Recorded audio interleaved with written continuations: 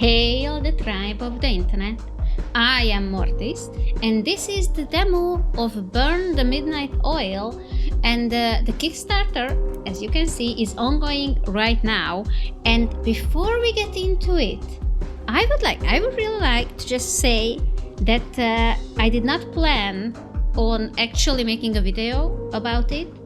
I've been keeping an eye on this game for a while now, but I was very uncertain about it. Would I like it? Would I not? Because I don't really like playing games on the channel that I don't genuinely enjoy, because, then the feedback I give is just like, it's bound to be somewhat negative. And I don't want that. So yeah, I was planning to just try the demo off the channel, and then if it's good, if I like it, then I would have waited for an extended demo and then play that on the channel. And this is the same thing that I did with Lost in Limbo. And it happens that I saw a post made by Ravenstar Games, who is the developers behind Lost in Limbo, about this game. And in the post they said the game on Kickstarter is about only 60% funded at the moment, and they only have a week left from the campaign. And I was like, you know what, if they like it, then I might as well like it, right?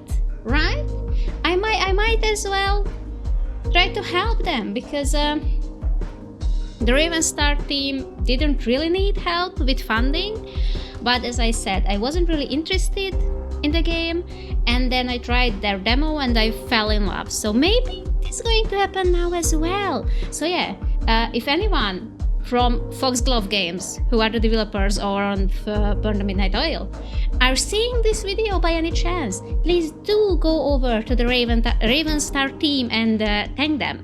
Because yeah, they are the reason that I'm here right now and playing the game, the demo of the game. So, with that being said, let's get into it. Oh yes, so there is two routes. One is the name I can never pronounce in any circumstances. I think the same name is present in the Silent Kingdom. That is the witch, the one like Seneca's witch. And I don't know. I still don't know how to pronounce it. I'm sorry. And Dante. And both of them has their own free love interests that you can choose from. And we are going to go with Dante because he has Zeno. I think the name is Zeno. I completely forgot. The green-haired crazy guy. Yes, I'm interested in him. So we are going with Dante. Look at him go. Date of birth 1953, July 2nd. Type Demi Hellhound, Werewolf. Police officer, I'm not. Emergency contact, Orion Walker. Okay, so he's not a very decent police officer. Say no to drugs, thank you. Oh, Zeno! Look at him! That's my guy! Okay, wait. Wanted for drug trade and man of what? Manslaughter? What are we talking about here? Type wizard, age unknown, eye color black, green, black, blue, currently pink. Last supposed appearance at Purdue Chapel something. Now him, we are going for him. The Golden Cat! I just realized it! The Golden Cat! Is that a pub? Can we go there? Oh wait, you cannot see! Give me a minute. Just a moment, wait, I have to find my...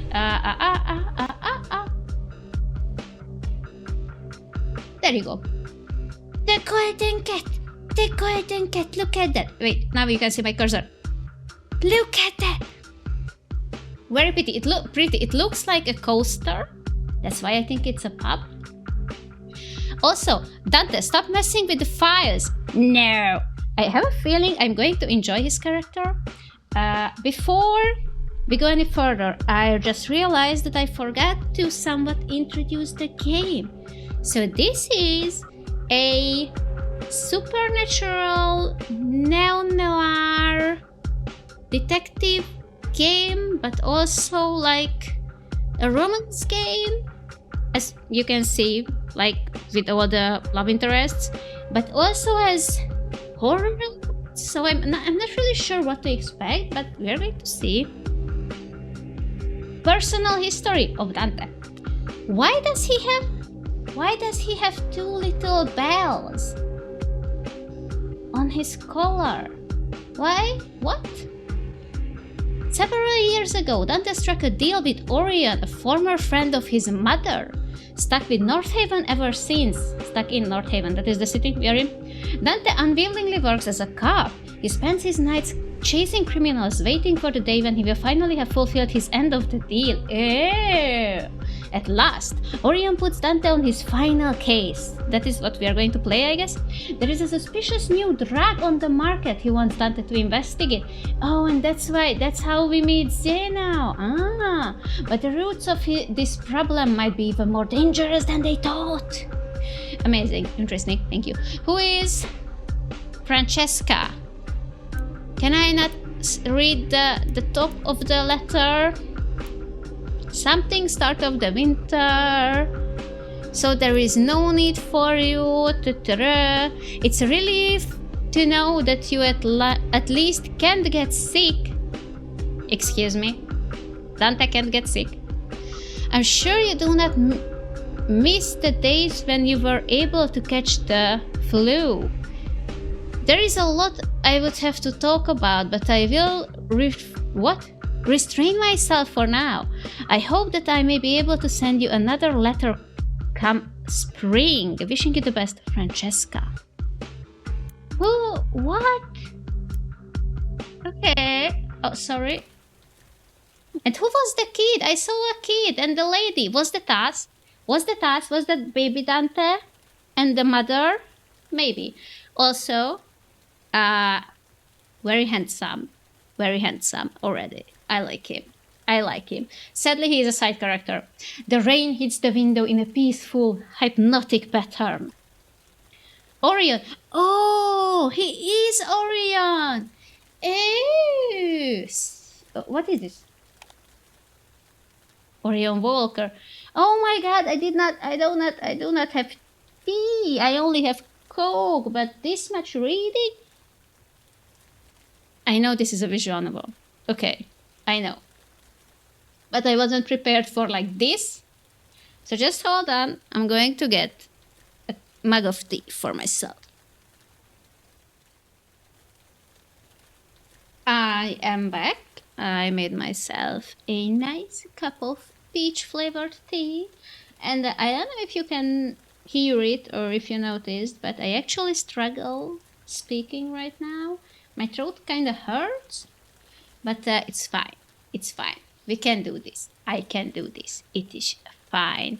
Look at how many characters we are going to get. Oh my God. Okay. Orion. The handsome, elderly, probably vampire. I don't know. An inspector in the supernatural crime division, making him Dante and Raoul's superior officer. Raoul is one of the other love interests, I think. Despite being a vampire, I thought so. Yes, he looks like a vampire, a handsome one. If it would be an option, I'd romance him. Orion has a human family. Both his wife and his daughter are aware of his identity and job. That's so nice. He has it good. Officially, Orion's daughter Alice is adopted and not his biological child. Vampires shouldn't be able to have children, making Alice a miracle that has to be kept a secret. So officially, she's adopted because, vampires are dead and dead bodies usually, don't make a good erection. But it happened in some, miraculous way. It's Twilight all over again, isn't it? If her identity gets out, it might catch the attention of questionable people. Perhaps it is because of this similarity that Orion finds it difficult to not constantly worry about Dante. Oh, because Dante is a halfling as well, I see. Okay. Orion stares outside, thoughts wandering. He has no work left tonight. He is done with moving too, so he could go home to his loving family, but he doesn't want to because... But to what? What do you mean to what? It's not like being at home is any different from standing around here all night. How come? At the same time, he knows he can stay. Daytime isn't for creatures like him. He is expected to hide away, never to be seen by the ones who wander the hallways after the sun has risen. I am so confused now. I thought he has a loving family, and now he's just like, oh well, I could as well just stand here all day.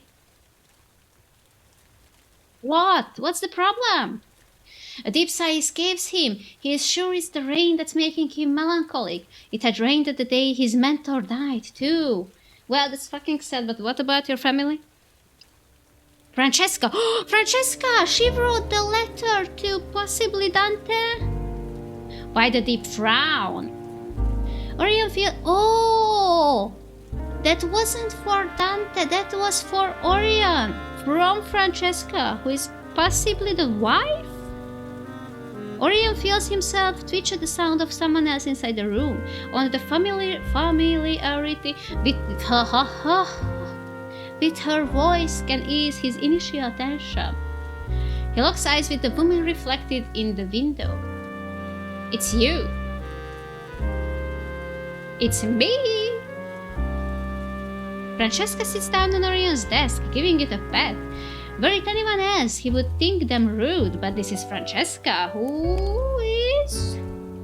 Dante's hellhound mother! Oh, it's not the wife! She passed away when Dante was still young. I'm so confused. What? As a good friend of Orion, she asked him to support Dante after her passing. I am so confused right now. What are we before Dante's birth? Like Francesca is alive? And they are going to actually talk? Or just Orion has this delusion, this hallucination in his head because of whatever problems he had? Or is this before Dante was born and before Orion had his loving family? Because that would make more sense. If she suddenly behaved politely around him, he would think she was sick. They are each other's precious friends, which is more than Orion has had in a long time. New office, new furniture. It's nice. It is indeed. I was planning on inviting you over sometime, since I guessed you would want to see. But speaking of inviting you, did someone let you in? One could almost think that Francesca belonged here, thanks to that natural arrogance of hers. That does go a long way, by the way. If you can just confidently walk into anywhere, then they are never going to question if you belong or not. But Orion doubts any officer here would have actually let a stranger walk right into the station for no apparent reason. Not exactly. So you... Orion stops himself mid-sentence. If she wants to get somewhere, she finds a way, even if it means somehow breaking into a police station unseen. She could have met with him outside, which she usually does, but it seems today is different. Okay. You know you shouldn't be here. I stopped by your flat, but you weren't there. What else should I have done? Okay, so no family for Orion yet. Still, breaking in is dangerous. I wouldn't call it breaking in. It was more like entering through unusual means. Orion is admittedly a bit curious, but he won't bother to ask how she did it. She would only refuse to tell, just to tease him. Besides, that's not what he's focused on right now. What's much more interesting is her scent. Why are you sniffing her? She smells human! I didn't know vampires had super sniffing, I thought that was more like a hellhound thing. Are you wearing perfume of some kind? Yes. It's called hormones and saliva. There are items like that out there, made to mask your scent, change it into something else. Rather than the price, it's finding someone who makes them that is more complicated. Orion doesn't understand why she would go through the trouble. Normally, she more or less smells like a werewolf. There is no reason to hide that. Also, these are not all characters. Okay, werewolves. Supernaturals who are able to switch between human and werewolf form. Most werewolves find it easy enough to integrate into human society while still keeping their pack together. Yeah, that seems to be way easier than the vampire thing. Francesca smiles and looks around. Her tone is playful, as it most often. This office suits you much better than the old one. A bit empty though. I think it will need some decorations. I would have brought something if I'd known you were moving. Francesca. There is no making her talk about something she doesn't want to say. Giving up, he plays along. I would have told you about it, but I only heard about the promotion last evening. Oh, he got promoted! When Edwig decides on something, you might be faced with sudden changes without any warning. This was such a case. Edwig, Chief Superintendent of the Supernatural Crime Division in North Haven. Amazing. You are an inspector now? Your boss sure is a spontaneous guy, but congratulations on getting promoted, if you are happy about it. Otherwise, my condolences. I can relate to it so much. Every time, even when someone told me, some of my friends had children recently meaning in the past, 3 to 5 years, and every time they would come over and tell me, oh wowzy, I am pregnant, I would just be like, okay, I need you to clarify what kind of reaction do you want from me? Are we happy about it? Are we sad about it? What am I supposed to say to that?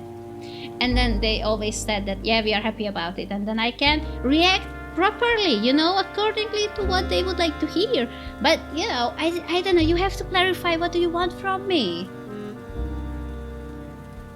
Is he happy? For a moment, Orion pauses to consider his answer. I hope I will do it justice. What, your happiness? Of course you will. You're an excellent officer, Orion. One of very, very few. Oh, to the position. Believe me, this city is lucky to have you. Francesca turns quiet. She suddenly seems a bit downcast, which is unusual. And the hesitation on her face makes Orion uncomfortable. She doesn't like being seen as anything other than her confident self. Is everything alright?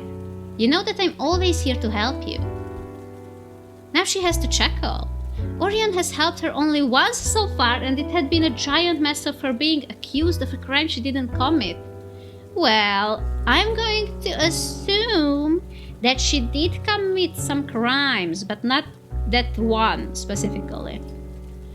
She had taken a liking to him for believing that she was innocent. Their meetings since then have been irregular, but when she does come by, Orion is happy to make time. Francesca is the only one he can confide in. If she is indeed in need of his help, he will do whatever is necessary. There is no need to worry about getting involved in something he can't do. If she is here to ask him, then it is within the realm of his means and morals. But that's not what she's here for. I probably won't come to visit you anymore. We will have to stay in contact another way. Oh, that's why the letters? I know. Orion tenses up. Is someone after you? If anyone catches wind of her identity, that she isn't the werewolf she portrays herself as, but rather a hellhound, then she is in danger. Okay, I don't quite understand the society and the societal hierarchy of this universe yet. Like, werewolves are cool, but hellhounds are like, boo. What? Hellhounds, a demonic subspecies. Hellhounds are described as large, canine beings with fire-related abilities. Okay, that's a strange one. Despite some similarities, they are not related to werewolves in any way. Being natural fighters and very loyal to their pack, hellhounds were creatures you should avoid provoking. Even so, there were several wizards who attempted to abduct helpless hellhound pups for unsavory reasons. I absolutely love that we call them hellhound pups. Like, they look like humans, right? Can they also shapeshift, or why are we calling them pups? Many rumors have appeared since all the hellhounds vanished decades ago. What? Some say they've gone extinct, others claim they never existed at all. So they are like rare, they are like super rare. That's why they pretend to be werewolves, because they are more common. And for some reason, hellhounds have fire magic thingies and very rare. And if they would find out that, ooh, they still exist, then they would be like, oh, seize them, capture them, do evil things with them for the sake of science. I guess. It has been a while since hellhounds completely vanished, hiding away where no one could find them. Not everyone cares about finding one in the first place, but those that do are dangerous. This is going to be a really long demo like this, because I am very tired and fairly sick. And I don't know if you've noticed, but I'm stumbling way more on words than I do usually. Sorry for that, sorry. I try my best, okay? If there is someone after her already! Oh no, I'm safe! She playfully waves a hand and he calms down, though he glares briefly at her. She grins, amused to have gotten a reaction out of him. Okay, but you know what? She just looks like a human. Like, okay, vampire guy has the pointy ear, and honestly, he just looks like a vampire. You look at him and oh my god, this is a vampire, right? But what is hellhoundy about her? Like, why? But she just looks like a regular human. No pointy nails, no sharp teeth that sticks out, no puppy ears. What? But if it isn't that, then is it related to your husband, your mate? Yes. She touches her belly. Orion stops himself from rushing over. I'm pregnant. Congratulations! Thank you. You should have asked if we are happy about it or very sad. Her voice is warm and filled with love. Orion has never met her husband, but he has seen him from afar. A normal human. The relationship isn't going to be easy, but Francesca always wanted a mate and child. Her wish is finally being fulfilled. So yeah, I will be focused on taking care of him. Makes things a bit more complicated. Taking care of your husband? Oh, the baby! Him, you already know the gender? She didn't mention being pregnant the last time they met, which wasn't that long ago, and her stomach is still flat. She can't be too far along. Not officially, but I have a hunch. Francesca's instincts aren't to be underestimated, so Orion is tempted to believe her. A son? I already thought of a name. Do you want to hear it? Her excitement is infectious. Orion feels himself smile. Aww!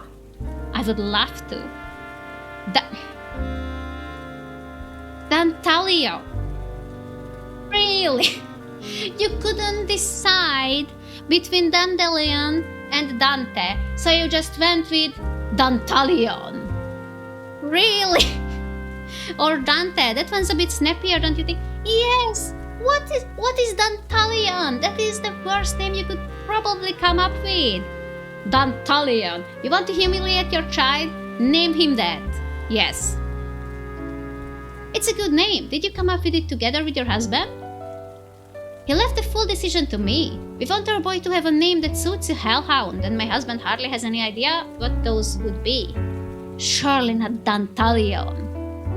What are there specific hellhound names? I don't think Francesca is a hellhound name.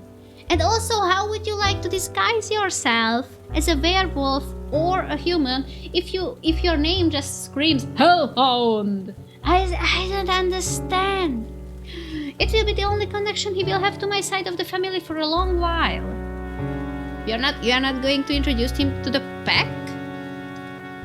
Her voice drops again. She sighs, visibly affected by the ups and downs of her own emotions. Orion's eyebrows scrunch together. Although hellhounds and werewolves aren't the same species, they do share various canine characteristics. One of them is their pack, which is of great importance to both. Do you not intend to introduce him to your pack? Is there a reason to hide him? Yes, he is a halfling. Because he's a half-human? Yes. Hellhounds don't care about that. Then no, sorry. I was wrong.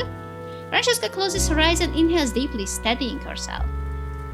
We will stay here, with the humans. My son will grow up as one.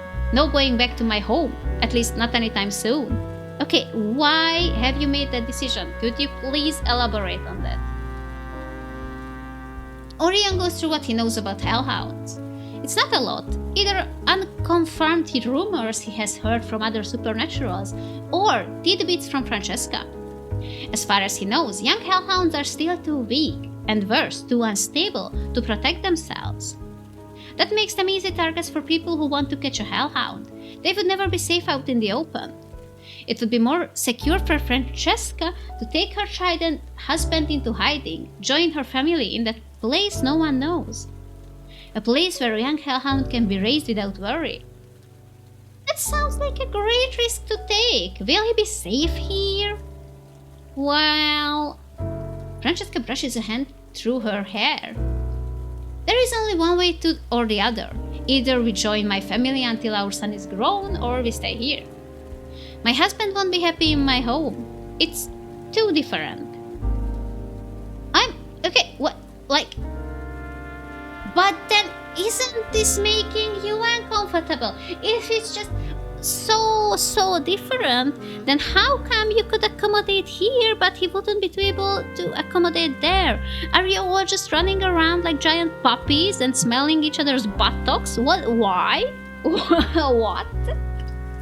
So I decided we would stay here. You decided. You didn't even discuss it with your husband. You decided. I don't really see that famous dog family... What? Dog loyalty and, too much compassion in this. Like, since when are you... Oh, you are the leader of the pack. Yes, I understand. Okay.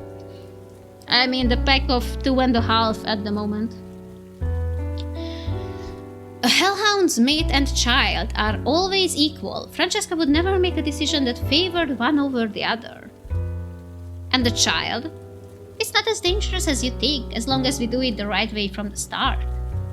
We will be a human family. My son will be raised as a human, his father will be one, and I will be one too.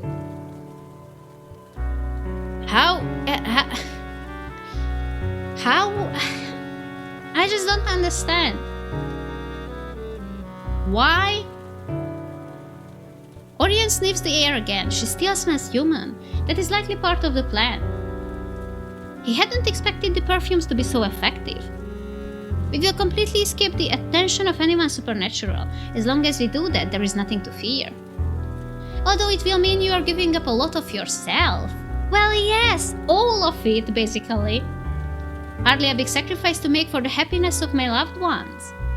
Are they going to be happy though? Are they going to be happy though? Because if my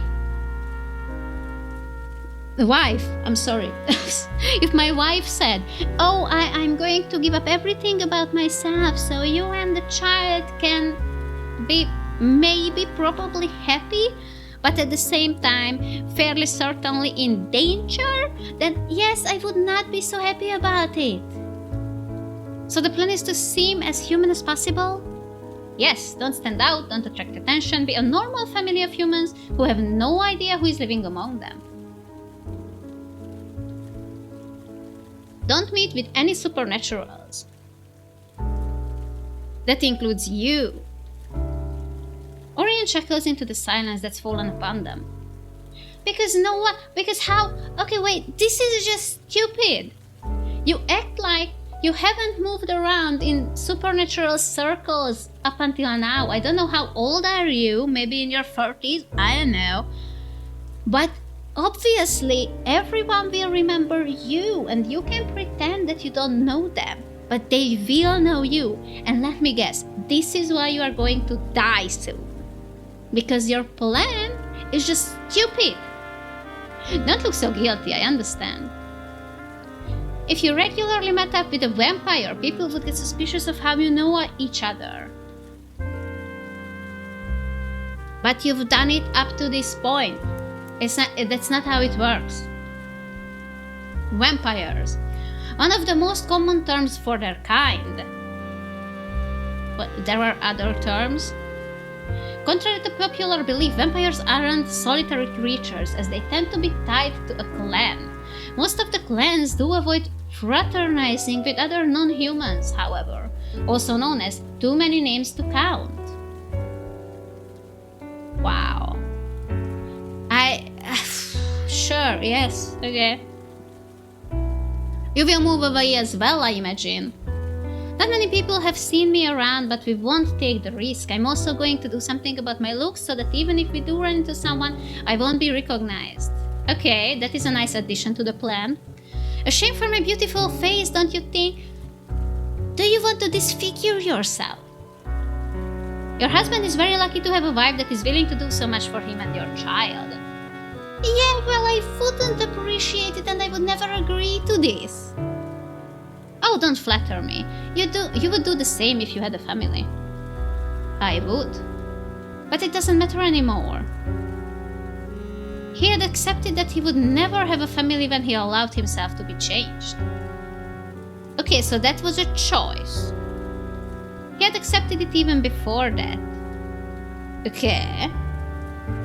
Don't say that. You are immortal. You are too young to talk as if you will never find love. I'm hardly young. You are for a vampire. Believe me, there will be more than enough women who will appreciate your mature charm, even as a vampire. I'm not interested in a relationship right now, let alone with a human. I said the same about humans before I met my husband, and now look at me. Fate will decide for you. I didn't know hellhounds believed in fate. Francesca falls silent once more. If you can. Yes? Considering you're technically immortal, you will outlive me easily. If needed. You call me young but not yourself. You have several centuries ahead of you. I know, I'm just saying that if needed and if you're not busy with your own family or anything, would my son come to you for help when he needs it? She already knows the plan is going to fail because she just gave this giant speech about, oh, my son, we're going to raise him as a human. He is going to grow up as a human. He will be the most humanist human that ever humaned. But if shit hits the fan, which will, then you know. Would you help him out? Because you're a supernatural, I'm a supernatural, he's gonna be a supernatural, you know. Yes, we raise him as a human, but... You see... Lady, why? If you know it's not going to work, why? I'm offended you even think you have to ask. You, your husband, and your son may contact me anytime. Francesca puts a hand on her chest, exhaling slowly. That's a relief. The thought of my boy being alone has been nagging me since I knew I was pregnant. Be honest, there really isn't anyone after you. Ah, no one. I'm probably just overthinking, but I still wanted to talk to you about it. It was... She doesn't finish her sentence. A hunch. Neither of them want to think about why she feels so worried when there is no need to be. Well, because there is. And she disintegrated into thin air.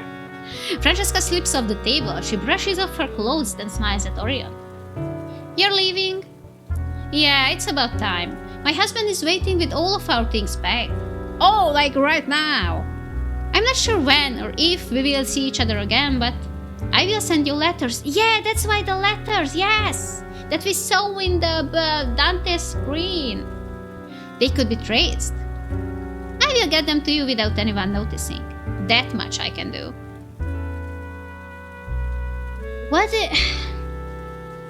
How? You are going to use pigeons? How? You just want to boast about your child, don't you? Maybe. She laughs, more light-hearted now. Well, I guess this is goodbye. Farewell, Orion. Farewell, Francesca. I wish you the best. Thank you. Orion watches her leave. The door falls shut with a sound of finality. For some reason, he has a feeling they will not meet again. A hunch. Oh, this was the last time. This was the last time they met before she died. And then he only met tiny baby Dante because... Why? Why exactly? Has the father also died? Or he was just like, nope, I'm not doing this, like this thing, it's half a puppy, half a kid, I don't know how to handle it, and I don't know where the other hellhounds live, so I'm just going to, could you please just raise my child? A hunch can be wrong, he prays it is. Stay safe. You and your family. The rain starts to come down harder. Orion sighs, turning away from the dreary sight, and gets ready to go home. My little boy. My Dante. Always remember, Dantalion, I love you. But that's why you can't run free. Wow. You have to hold back. You have to keep control. Okay, this is the worst thing that you can actually do. I don't know if you've seen the anime called Wolf Children, Ame and Yuki, but yes, I would have advised Francesca to watch that before deciding to restrain her child. That is always a bad idea. You have to hold back. You have to keep control. Yes. Keep calm. Keep quiet. Don't let go. Don't lose yourself. Don't burn. Don't burn. Don't burn. Have he burned down the house? What do you mean don't burn? I don't understand. What about the flaming puppies? I just don't understand what's going on. Don't die, my child. So dramatic. Then why? If you don't want him to die, and if you don't want him to burn down the house on your head, then why not just fucking go and bring him to your fucking pack? I most honestly think that your husband who fucked a hellhound can tolerate another, 10? 20 hellhounds? I don't know how big a pack is, but how different can it be? Honestly, if you are just not, I don't know. Puppies on fire. Have Francesca never bursted out in fire in front of him? If he knows that she is a hellhound, why make it harder for yourselves? Oh my god, okay, I'm over it. I'm okay. Dante, damn it! Oh my god, hi! Why? Wow! Can we? We can! We can hide the UI. Inside the empty room, there is no alarm clock to tell the time or wake him up. Despite that, curled up underneath the sheets, Dante opens his eyes just in time to get ready for work. Oh my god. I could never do that. No, I'm not able to just open up by myself. Open up? Oh my god. Wake up by myself, I have about 4 alarms set, and even after the last one, I'm usually just falling back and almost falling back asleep, but then the dog comes over and bothers me because he has to go to pee, and I'm just like, okay, we can go. Yeah, it's very hard. Dante, a half-human, half-hellhound who works in the supernatural crime division, having struck a deal with his boss and late mother's friend, Orion, Dante is unable to resign for the moment. To protect his real identity, Dante pretends to be a werewolf. The only one who knows the truth is Orion. Why pretend to be humans when you could just pretend to be werewolves, which I would assume is way easier? I don't know. I don't understand. I'm sure it's logical somehow.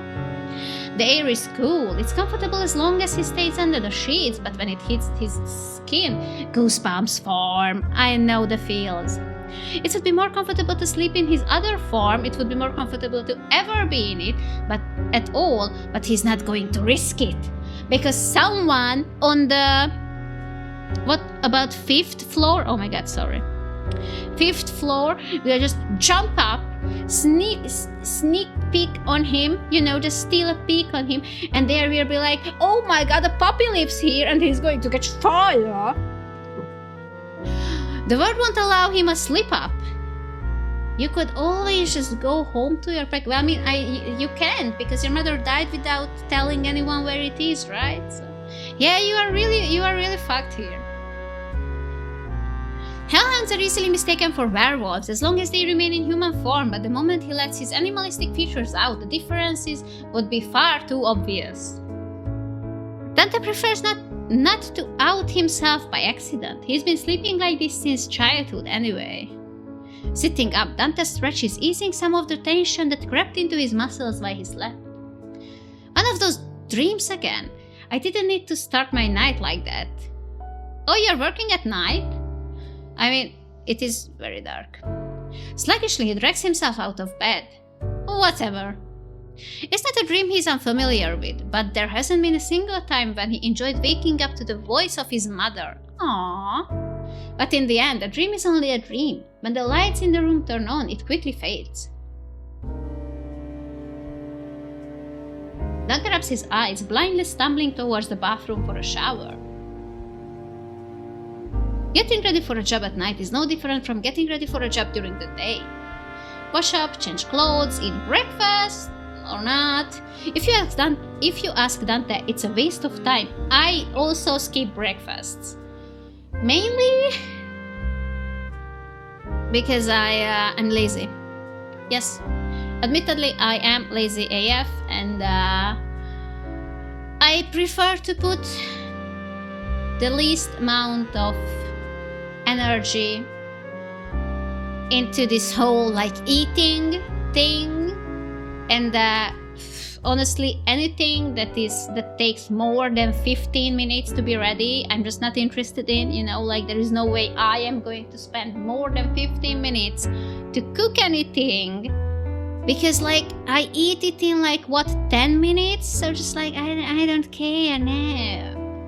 Preparing breakfast, I would have to get up more early, and it's just, no, I can wait for dinner, thank you. Oh my god, there is food, there is footsteps, 2 pairs. Wait, why would we jump scare them? Wait.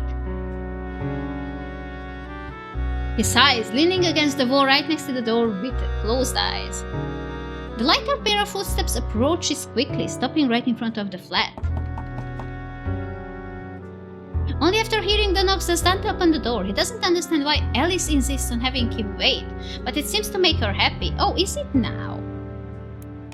Alice is the child. Alice Walker, Orion's human daughter. Okay, there is no way she is human. She is a halfling.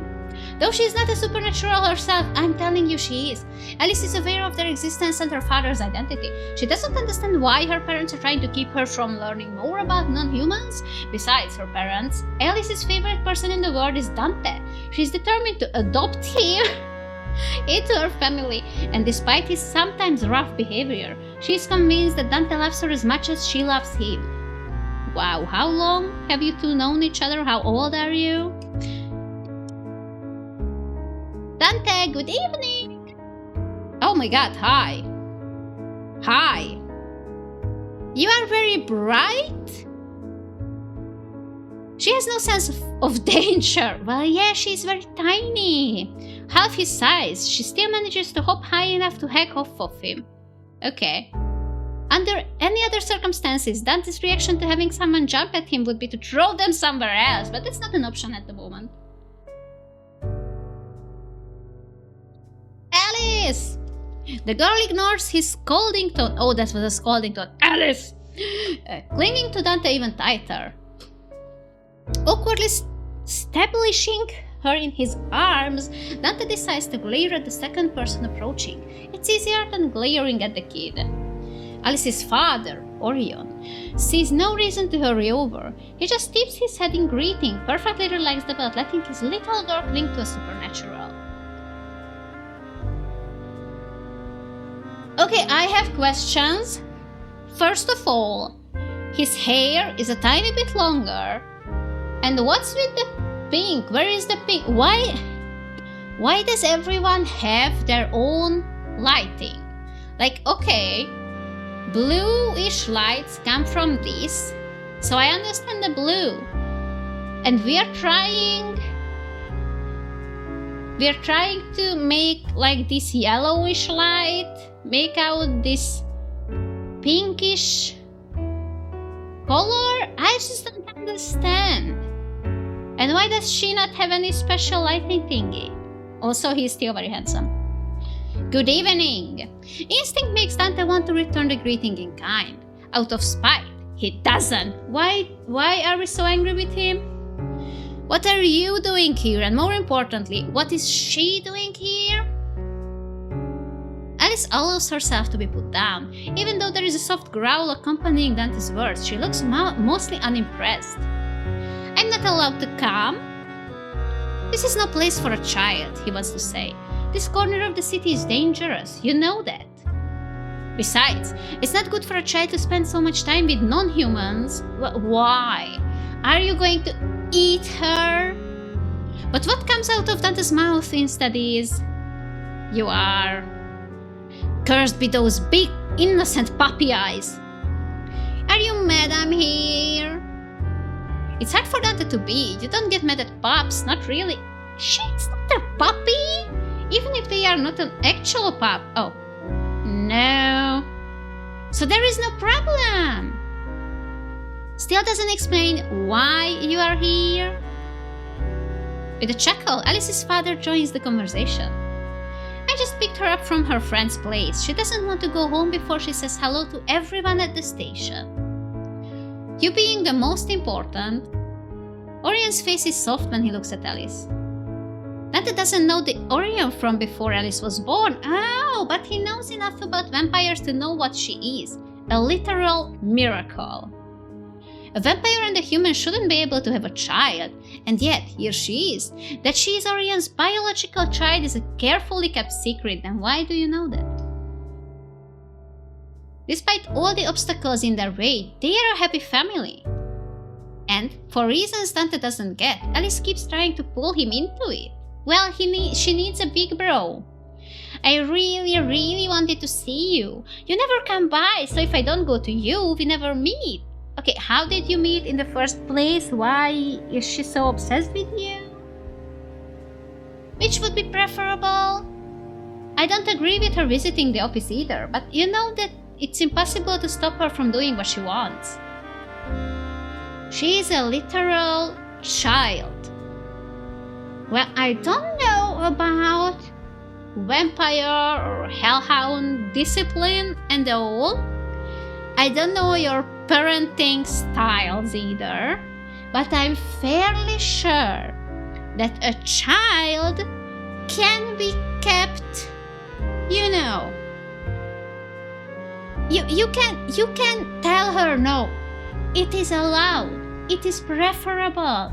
If you don't want them to get in danger, if you don't want them to get involved with supernaturals, then you can just tell her, my little tiny lovely daughter, we are not going to do that because you are going to fucking die like your favorite puppy Dante's mother.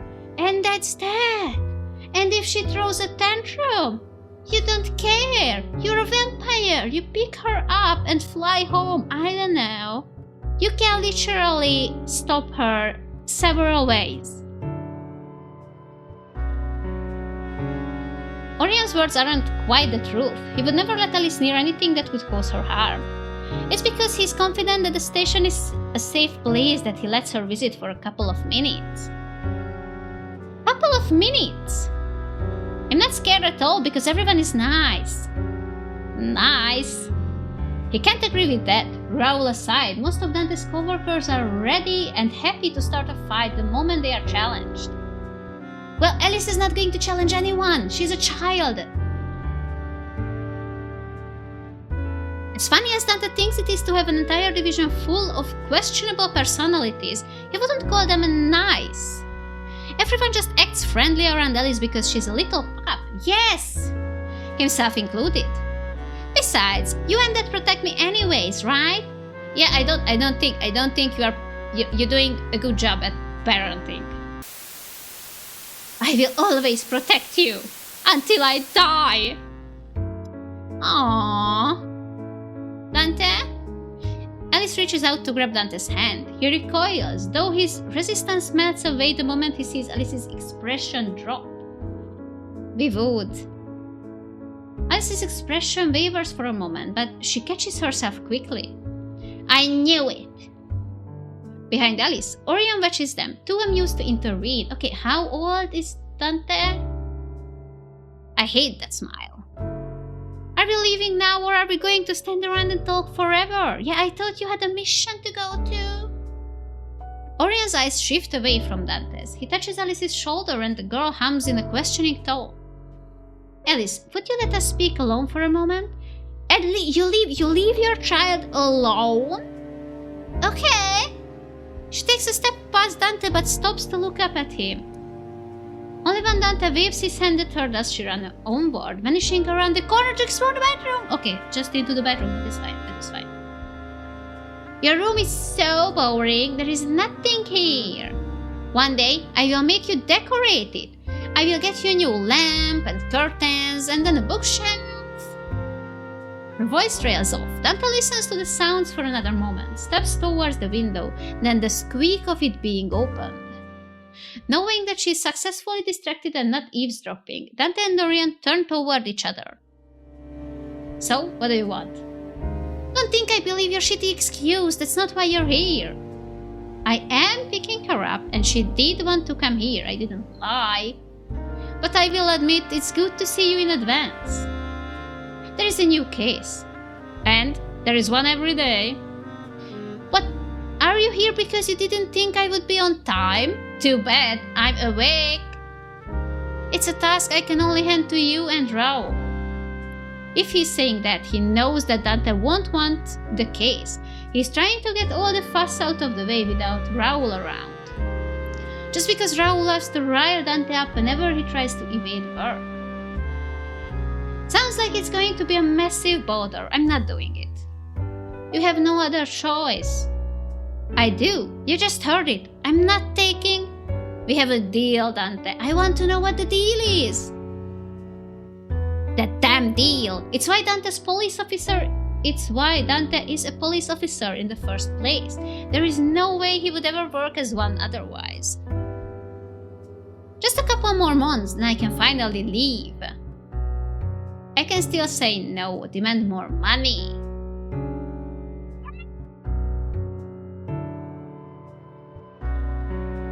Can I still say no? I don't know because I don't know what the deal is. Okay, game, if you want me to choose, I have to know what the deal is about. Because if the deal says, Orion says and Dante goes, then I can't say no, but I can ask for more money. But if the deal says, each month you get this amount of money and then whatever, then I can still say no. Which I don't know. I don't need your money. I can still say no. I don't know why it is in quotation and this. I can still say no. Even with the deal, I can still say no. But you won't. I could. You won't. Dante, I have a daughter. We can go back and forth like this for as long as you want. You will say yes in the end anyway. Why pretend you won't? What does it have to do with you having a daughter? I'm just so confused. Because he doesn't like giving in immediately, and Orion knows it, which is why he appears so amused. Your answer? Fuck you, seriously! The old man is the kids and the kid's older than him, but Dante doesn't like the way he's being patronized. Being treated like a child makes bad feelings well up. Aww! How old are you? Tension creeps into his shoulders. Maybe it's because of that, but Orion softens his tone. I really do need you on this case. Dante audibly exhales, refusing to look at Orion any longer. Instead, he turns back towards the interior of his flat. Jacket! We got a jacket! A very fancy jacket! With way too many belts, but I like it! Nice! Grabbing his jacket, he calls for Alice. Alice, we're leaving! Coming! When the little girl rushes over, Dante stretches his hand out to her. She takes it, beaming. Don't smirk. Not smirking. I will let go if you don't stop. I'm stopping! See, I'm completely serious. Right. Dante locks the door behind him. There is nothing inside the steel, but Orion's the one paying for it, so Dante doesn't want to risk any damage. He owes the man enough already.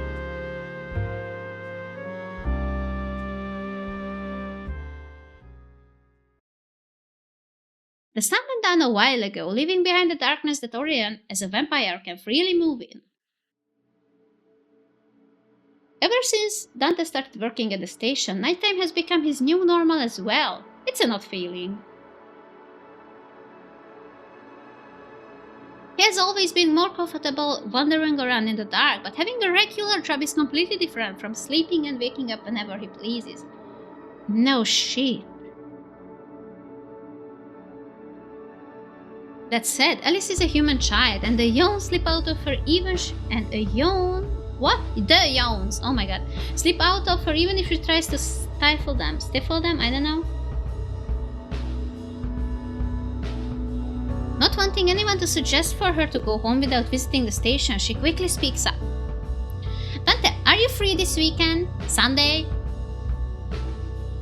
Why? I'm going to bake cookies with Mom, and she said if you want some, you can come over. In the afternoon though, so Dad will be inside his room. Dante doesn't have to look down at Alice to know that she's fidgeting. Not scared of hugging me, not scared of holding my hand, but scared to hear a rejection. What now? We are not rejecting her, she's offering us cookies. Give in, also it's a Sunday, I don't know if we work on Sundays or not, but this is fine, give in. I will drop by. I'm not going to promise when, though. Really? If I say I will come, I will. Thank you, you will love the cookies, and you can eat dinner with us too. We will get a lot of meat for you. Wow. If I feel like it. Do you think you will be there for lunch? Mom will want to know. Depends on when I get up. When will you get up? Whenever I wake up. Why do you not have an alarm clock? He indulges her curiosity before he can think to point out that he doesn't have anything in his flat. Can't stand the ticking. I'm pretty sure there are digital ones. Also, what's with the numbers up here? Can you see? It's like 89, 10 and 6. Will this be important? Is it anything? I don't know. Table dance! Table dancing! Why? Dante can be good table dancing, I really like to. How about the digital one? Yes! Waste of electricity, I don't need one, I can sleep whenever. You do have a job. And, have I ever overslept? On purpose? Yes. See, I don't need the clock to be on time when I want to be. So you just go to sleep and wake up when you want? Yeah. I wish I could do that. Yes, me too. You can if you practice. No, not that much now. I don't want to put effort into it. I just want it to happen. Maybe? He's not actually sure humans can do that. Okay, thank you. So you really have no clock at all? I do have one in a drawer if I need it. Wrapped up in several layers of fabric to muffle that annoying ticking. Drives him insane. Then why? Okay. Why did you buy it if you weren't going to use it? I didn't. Your father did. The only things Dante bought for the room were a number of pillows. Dad, why did you buy one for Dante if he wasn't going to use it? A long time ago, Orion still hoped that he could convert Dante to a normal lifestyle. He had given that up quickly enough. Well, you never know when it might be useful. At this moment, the police station comes into view. We are here. I will quickly give Dante and Raoul their briefing for the night, and afterwards we go home, alright? Alright. And as usual, no leaving the room, no bothering anyone who looks tired, no touching anything. No talking to Raoul unless he is holding his coffee and I see him take at least a sip. Wow. Did Dante tell you to do that? No, Raoul did. Oh my god. Certainly something that Raoul would say. Well, I'm sure he's already had enough time to make his coffee. We're a bit later than usual. Not my fault. My fault? Your stubby legs still need time to grow. But you're not saying it's not my fault, huh? Aww, poor bebe. As soon as Orion opens the door, he smiles. Ah, there is Raoul. Okay. Raoul Bustin, Dante's partner officer and one of the few humans in the SCD. So there are humans in here. Why are we so secretive about this if there are humans here? Thanks to his family's connections to knowledge, Raoul got glimpses into the world of supernaturals very early, and his fascination with it has only grown, ultimately resulting in him joining the SCD. Amazing.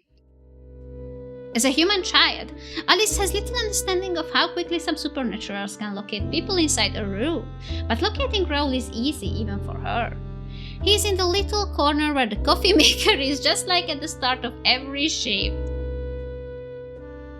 I can so relate to that. Oh, with the man boobs, I remember him. Alice runs up to him as he takes a sip from the mug. But at least she waited for the first sip. Raoul, hello! Did you refuel? Is the conversation function working or do I need to wait? I actually like the kid. Raoul pats her head, a bit of fondness creeping into his eyes. What? I remembered him quite differently. Like, I remember the hair to be different, but I remember the man boobs. Yes. Wow. Okay. It's enough. Good evening to you as well. Are these some kind of AirPods? What are these? He then turns towards Orion. Good evening, sir. And to Dante. Hello. Oh my god. What, no good evening for me? Look at his face. He's not happy. No, I don't want you to have one. Wow. Do you want to see how quickly I can ruin your evening? Do the both of you want to have a bad night? I already told Dante, but I have a task for you. Raoul takes a big gulp from his mug. Evening ruined. Thank you very much, sir. Well, okay, what else do you do when you are not on a job? You know? Are you just sitting in the office and, I don't know, stacking papers? Alice watches the adults with worry. Is there a big problem, Daddy? It's just work as usual. Go and say hello to the others. I won't be long. Fine.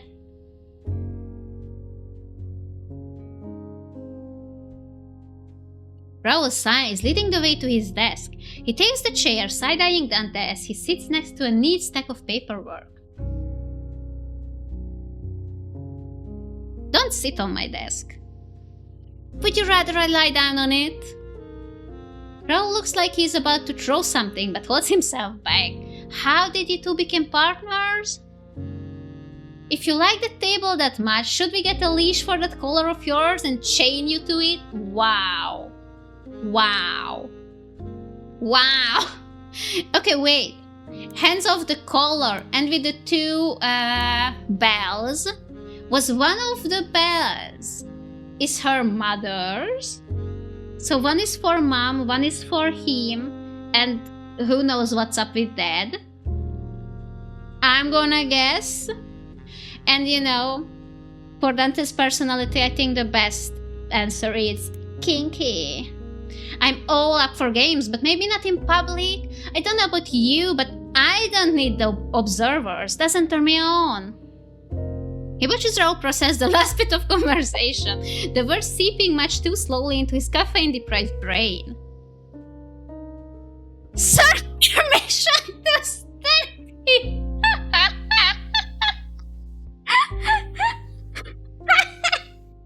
Yes, please. Deny. Oh my god, Orion is no fun. Shame, a castration might help calm him down. Also, what happened to your palm? Looky. What? It's huge. Why do you have such huge... Look at it. It's bigger, it's literally bigger than Dante's. You would think the puppy would have bigger paws, no? You started it, and with a child in the room even. Raoul closes his eyes if he has some sort of mantra to keep calm. Now is when he's using. Okay, this is golden. He turns to Orion, ignoring Dante completely. If there is a case, it might have been it might have been better to not bring Alice along. She looks worried. Orion joins them at the desk. I wish she was worried. Because of me and Dante, she has far too little fear of supernatural. I guess it's positive that she accepted having a vampire father this quickly. What? She accepted having a vampire father this quickly? Oh, because you think she is adopted, right? Like you don't know the truth. Oh yeah, that makes sense. If you two want to talk about childcare, do it when I'm not around. Give us the terribly important briefing already. It is rare for you to give us the briefing directly, sir. Did something happen today? Last night, actually. You two were gone already, and I was doing a final round of patrols before heading home. Orion leaves for a moment, then returns, a folder in hand. He taps on it as he talks. It was mostly quiet. I ran into a fight in front of Mirage. Nothing unusual at first glance. Okay. Mirage, a popular club for supernaturals in North Haven, owned by the werewolf Alfred Chadwick. Why? Why would you call anyone Chadwick? Chadwick? Is this like a typical werewolf name? Like Dantelion is a typical hellhound name? Why do the dogs have the most terrible names? Dantelion and Chadwick. Really? Ugh. Humans in the know are also allowed inside. Very nice. Nice. I like you, Chadwick. But one of the men was unusually aggressive. It was almost impossible to get them off each other. Just when I was about to resort to harsher methods, one of them... Orion stops. The way he's hesitating is unusual. He usually knows what to say. He changed. Mutated, you could call it. Like not into a werewolf, but into something else, because, you know, werewolves can change. Did you arrest him? He died. What? It escalated that far? Did you accidentally break his... Sure. No, he died on the spot. From 1 second to the next, he simply fell over and stopped moving. Raoul inhales deeply. Dante has heard him curse often enough, but this time, the man only glances in Alice's direction. Yes, why is she here? This is dangerous. Also, Mirage is the one with the table dancing, because then I would like to go in there. His hands move, forming a curse in signal language. You speak signal language. Oh, that's why. Oh, those are not earbuds. Oh, like you are deaf? Are those like or you know, just like hearing aid thingies? Dante knows it well enough to recognize that by now. So that's Orion.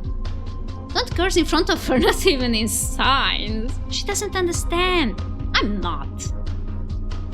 Raoul quietly puts his hands away. Did you get hurt? Doesn't smell like blood. Shh! Be quiet, Dante. I didn't ask you. Is Dante already confirmed? No, nothing that didn't heal immediately. Wait, okay, wait. I'm so confused. So, does he... He is a vampire, so he has to be dead, but he also has... You know, blood flow, therefore erection, therefore he can make love to his, I'm sure, very lovely human wife. And then how the fuck is it a miracle that they had children? If you're capable of an intercourse, then yes, I'm going to guess that you also have sperms in your sex, and you know, you can impregnate a lady. Why? Like, especially for vampires who were originally humans. What is preventing them from making a child if they are not like, you know, dead, but they have the bodily functions that a living has? Like, I don't understand the mystery here. The problem is that we have never seen anything like that happen before. His body was in an abnormal state. Pathology? On it, but no updates yet. He didn't tell us what it looks like. We are going to investigate this. Why exactly? Do we think there is more mutants around? We do. I heard matters of people saying this wasn't the first time they saw that happening to someone. There has to be a cause. So what are we looking for in people? Visually, I mean? Even a smell if you have one? I would love to tell you, but it's hard to explain. There was no unusual smell to speak of, and the other changes were... You will know what I'm talking about when you see it. Okay, then why are you not looking into it? Because you have a child? Great. Nothing has happened since yesterday, but anything that might catch the attention of humans has to be solved as soon as possible. There is not just one, but several governmental institutions related to keeping humans oblivious to the existence of supernaturals. A rampaging mutant would make it considerably harder. Okay, yet again, I asked it in Bad Summer and the Bad Christmas Story as well. Why are we so hellbent on keeping it a secret if they are living among us? You know, wouldn't it be easier for fucking everyone? Why are we trying to keep it a secret? Especially with how many humans involved. Like, each one of you present in this room right now. Well, I mean, you are a human, but you too have relations to humans, and your child obviously has a relation to supernaturals. So I don't understand. Your mother, Dante's mother, has a relationship with a human. Why are we making society more difficult than it has to be, and how hard it already is? That is to say, if they don't solve this case as quickly as possible, it might put human eyes on their backs. And then what? And then what? And then what is going to happen? No way in hell I'm going to deal with oh my god. Running around here. Abraham. We are calling him Abraham. Abraham, captain of the SSF's North Haven branch. The lone vampire on his team. His agents respect him as a leader, but his loyalty to the SSF has made him unpopular with the local supernaturals. Rumor has it that Abraham once lived as an aristocrat, and he still owns a mansion somewhere at the outskirts of North Haven. He has declined to comment. He is a love interest, I think, in the other protagonist's story. The lady, I think it's a vampire lady whose name I still can't pronounce. So take care of it before he catches wind of the issue. I need you two to check all the clubs around Mirage. Talk to anyone suspicious. Watch anyone who stands out. You know your work. Orion places the folder on the table. Raoul immediately pulls it over to himself and skims its contents, but it's so thin that he's done in no time. So why do we have to take this shitty case? Reason number one, you might have to talk to humans, and Raoul is one of the few people in the night shift who passes as a decent police officer. Are you trying to say I don't look reliable in human eyes? You know exactly what I'm trying to say. Admittedly, Dante looks more like a thug than an officer. I mean, yes, Raoul is very helpful when it comes to convincing humans that his badge isn't fake. I mean, yeah, just look at them. If he comes up to you and says, "Hey, I'm a police officer," would you be like, yes, sir. Whatever you wish, sir. And then there's Raoul, you know. I mean, he's not looking very policey either, but it's way better. I will take care of it as usual, sir. Don't worry. Number 2, I want you to keep an ear out for any new substances on the street, in case that's related. Zeno might know something, and you are the only one he will speak to, Dante. Ooh, Zeno! A self-taught wizard who designs drugs for the North Haven cartel. His formulas are responsible for the cartel's sudden increase in popularity, as they have greatly reduced the number of side effects of supernatural drugs. Oh! Zeno is surprisingly well liked by many supernaturals thanks to his work and cheerful personality. However, he is just as disliked by anyone trying to catch him, as Zeno is exceptionally good at escaping people's grasps over and over again. Oh, I can't wait to meet him! So Raoul goes to question people and I hunt down Zeno. You are not getting out of the boring tasks, Dante. Look at his face. Look at his face. Raoul is your partner, so don't even think about going off on your own. He's there to keep an eye on you. Oh wow. Sometimes I feel like a dog trainer. Don't bite, Dante. Be good, Dante. No barking, Dante. Don't burn, Dante. Dante growls at the statement, but it sounds hollow, so even Raoul recognizes it as no threat. Zeno isn't as difficult to handle as you pretend, old man. You can tell that to every single officer who has given up on detaining him. He's an overgrown kid, hard to catch, but he's not dangerous. Maybe that's why you two get along so well. I'm not. It's time for dinner. I will take Alice home and come back later. You can handle everything, Raoul. Leave it to me. Thank you. Stop Are we leaving? Messing with me. I don't need Raoul to watch over me. I think you do. See you two later. Bye-bye. See you again soon. Bye. No cursing in front of the kid, right? Growing up with Orion made her weird. You could just say you like her. Raoul finishes his coffee and puts the mug on the table. He stands up, smoothing out the creases of his shirt. Do you need to do anything else here? Otherwise, I would suggest we go. There is a lot to check out. There is nothing more annoying than blindly asking people for information. You won't be asking people. I will. The jacket! We have a jacket! Look at the jacket! Ew! Very detective-y, you know. Very, Where is the badge? Where do we keep the badge? It is very... You understand, right?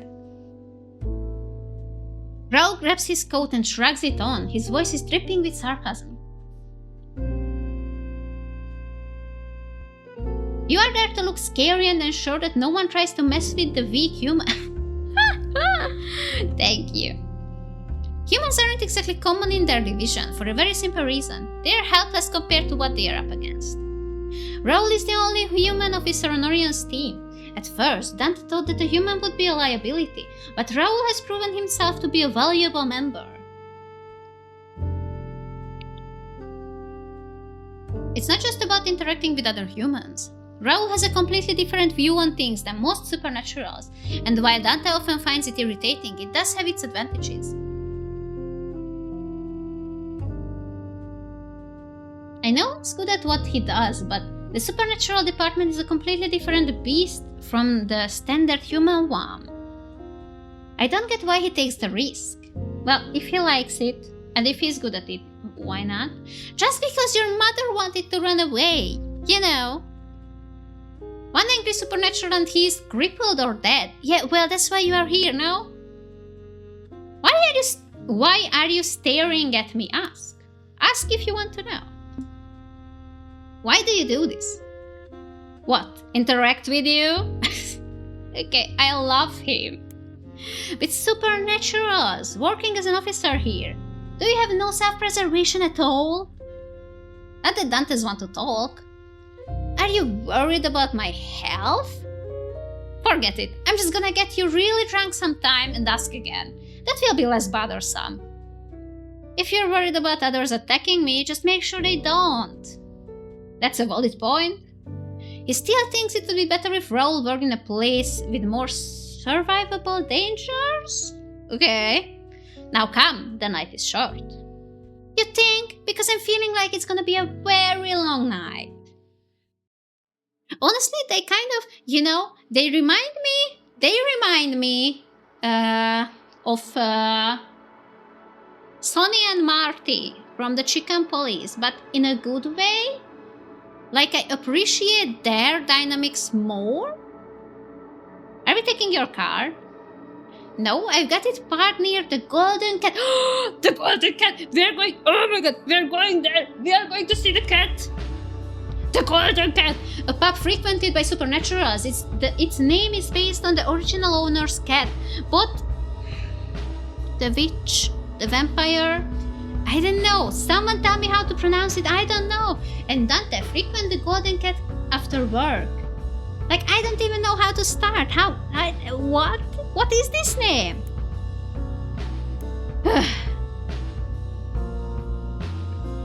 Your choice. They walk for a short time before Rose picks up again. Do you mind if I ask a question? Like, another one? Yes. A question for a question. You mean at the station? You didn't even answer. Then you can ask another question after you answer mine. What the fuck? That is fine. Dante tilts his head to show his agreement. Why is it that Orion treats you like a child? I know he's older, but you and I are around the same age and he doesn't treat me like that. Well, I don't think that he was friends with your mother. Why is it that Orion is so worried about you? You are more than able to take care of yourself, but he's treating you like a child who shouldn't run around on his own. We just re-established that officers aren't allowed to work alone. Not that it stops Dante from trying, sometimes. Of course not, but with how much he stresses that I have to keep an eye on you, wouldn't it be better if I wasn't a human? I can't stop you even if you do start a fight. A werewolf is above my weight class. Yeah. Raoul being a human is actually the point, not that Dante can explain that. Other than that, other than Orion, there is no one who knows Dante as anything other than a werewolf. The only reason Orion knows is that Dante's mother told him. But Raoul doesn't have a reason to know. It's usually no issue, but in some cases, it makes explaining things a bit hard. There are similarities between hellhounds and werewolves that allow one to act as the other, but there are also some huge differences. Raoul may hate it, but him being so much weaker than me is exactly why Orion decided to pair us up in the first place. With Raoul around, not only do I have to make sure he stays safe, I also can't run wild. I would risk injuring him. Annoyingly, Raoul did hit the nail on the head though. Orion is treating him like a child with no self-control. I think he's overly worried about me because he knew my mother. Feels responsible or something. Did he know you when you were a kid? That is not an easy question to answer for several reasons. No?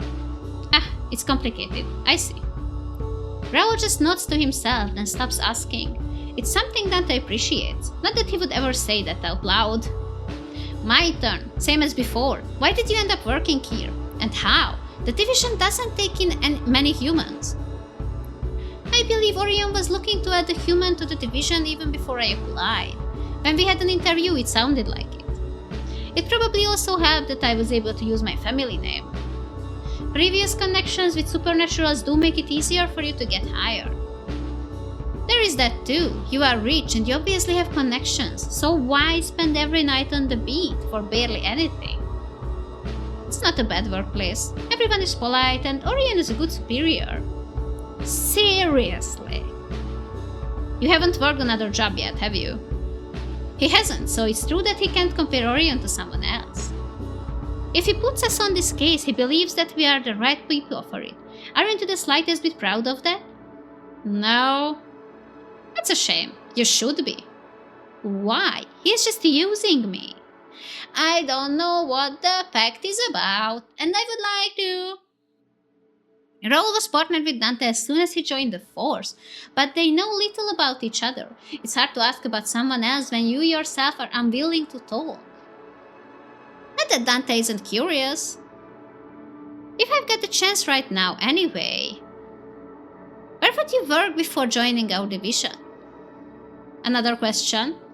I will owe you one. Other police stations for humans. And you switched over to supernatural cases on purpose? You don't stop, do you? It bothers me. It makes no sense. I want an answer or it will annoy me the whole night. It isn't as interesting as you think. I like working with supernaturals. None of you care about who I am, which is a blessing. Let me get this straight. People were sucking up to you before because you are rich with an influential family. And you didn't like that. I don't need you to understand. But try to believe me when I say it's really damn annoying when people think you are doing good work because your name and not because you've been working your ass off for it.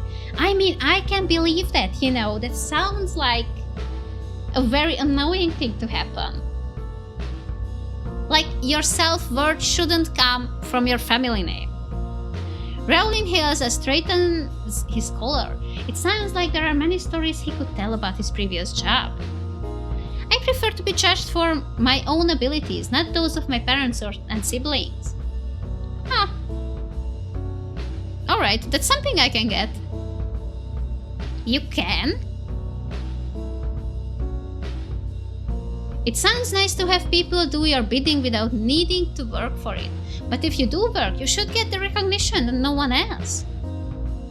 Dante shrugs, sliding his hands inside his pockets. Still think you're stupid for putting yourself in danger, though. I guess I can be rather stubborn. But I've survived so far. Yes, because I make sure no one mauls you to death. As we've established before, that's why you are my partner. You are doing a good job. Continue to make sure I don't die. I'm not your babysitter. Bodyguard might be the more appropriate word. Raoul's mouth twitches into a little smile that he's quick to hide. Although I doubt anyone could convince you to wear a suit. Or anything formal at all. Raoul's eyes move over Dante. Which is a bit of a shame. Or would you be into it? Would you like to see me in a I don't know, something similar that you are in? I will have to reject your job offer. I'm stuck at the station for another while. Certainly stuck for tonight at least. The first place of interest is over there. Let's get this over with. To the cat? Are we going to the cat? Is this the cat? I do not know. Okay, excuse me, I have questions. Wait, is something strange is going on in the background. I don't understand what I see. So there are stairs of it. You can see it. Wait. There, behind the cat. So there are some stairs here, right? These are steps. And then this is a disco ball and some lights. Okay, this is a dance floor with the fancy tiles. But then what the fuck is this? Is this...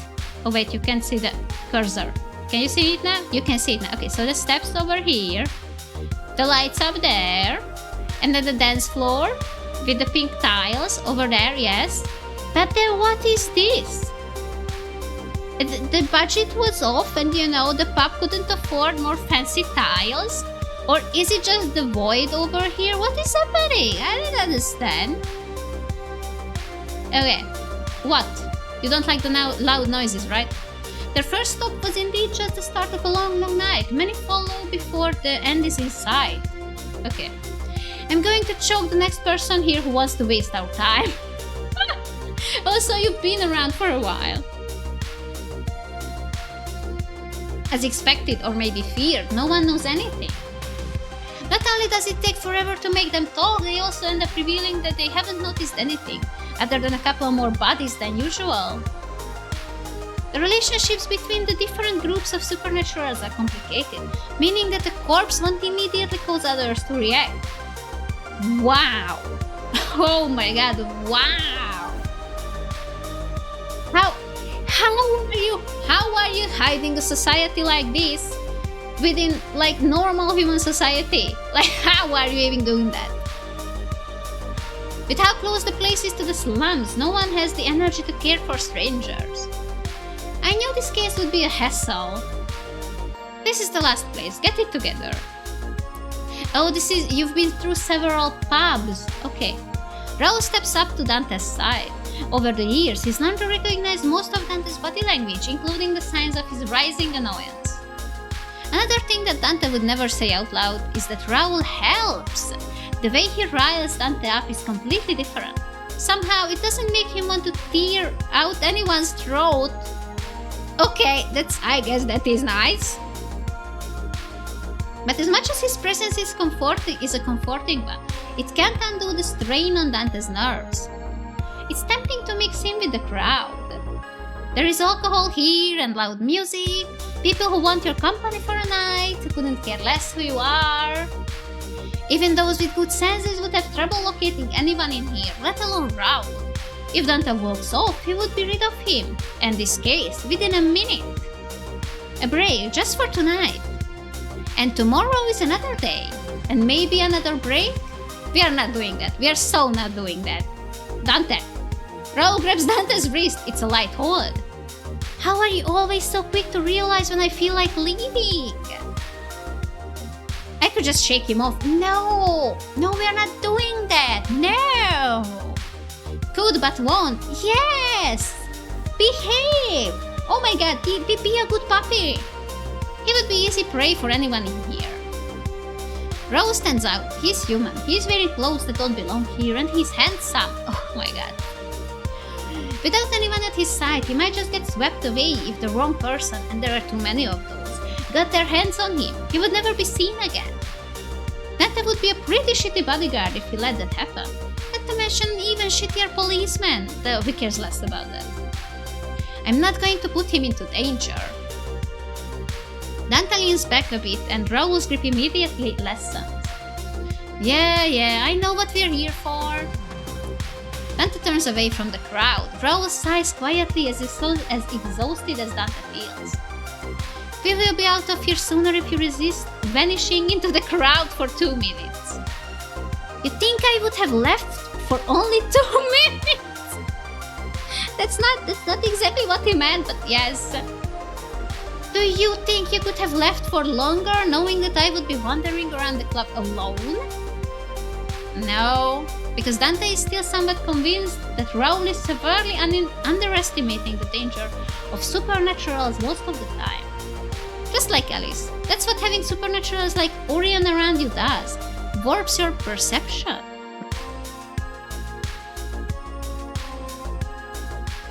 Whatever, where to? Raul's professionalism returns instantly. He glances around. I would say the owner, considering he is conveniently wandering around over there. How the fuck do you know who the owner is? Catching the owner instead of some random staff member is half a miracle. The first one of its kind for the night. Although... Raul nods toward another corner of the room. That guy might know something too. The little group in the corner isn't hiding. There is small plastic bags being passed around. A dealer, huh? We don't have any evidence that the victim was on something, but the chances aren't low. A dealer's best bet for tracking any paying customers.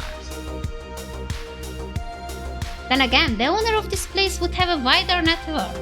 Oh, but we are going to go to Zeno anyway, no? No? I mean, Zeno is a dealer. So, he might know about a drug that can cause this side effect. And if this happened in this pub, probably more than once, then I would try the owner, like that is the police-like thing to do now, but I so want to try the dealer.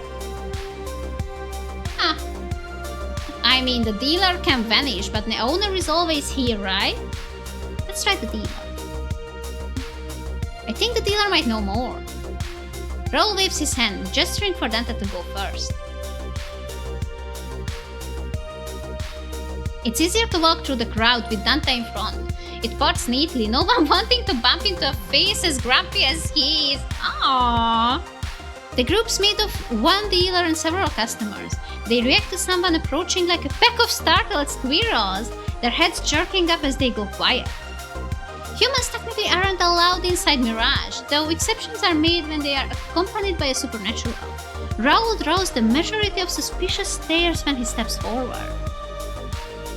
Don't have anything for humans. Too strong.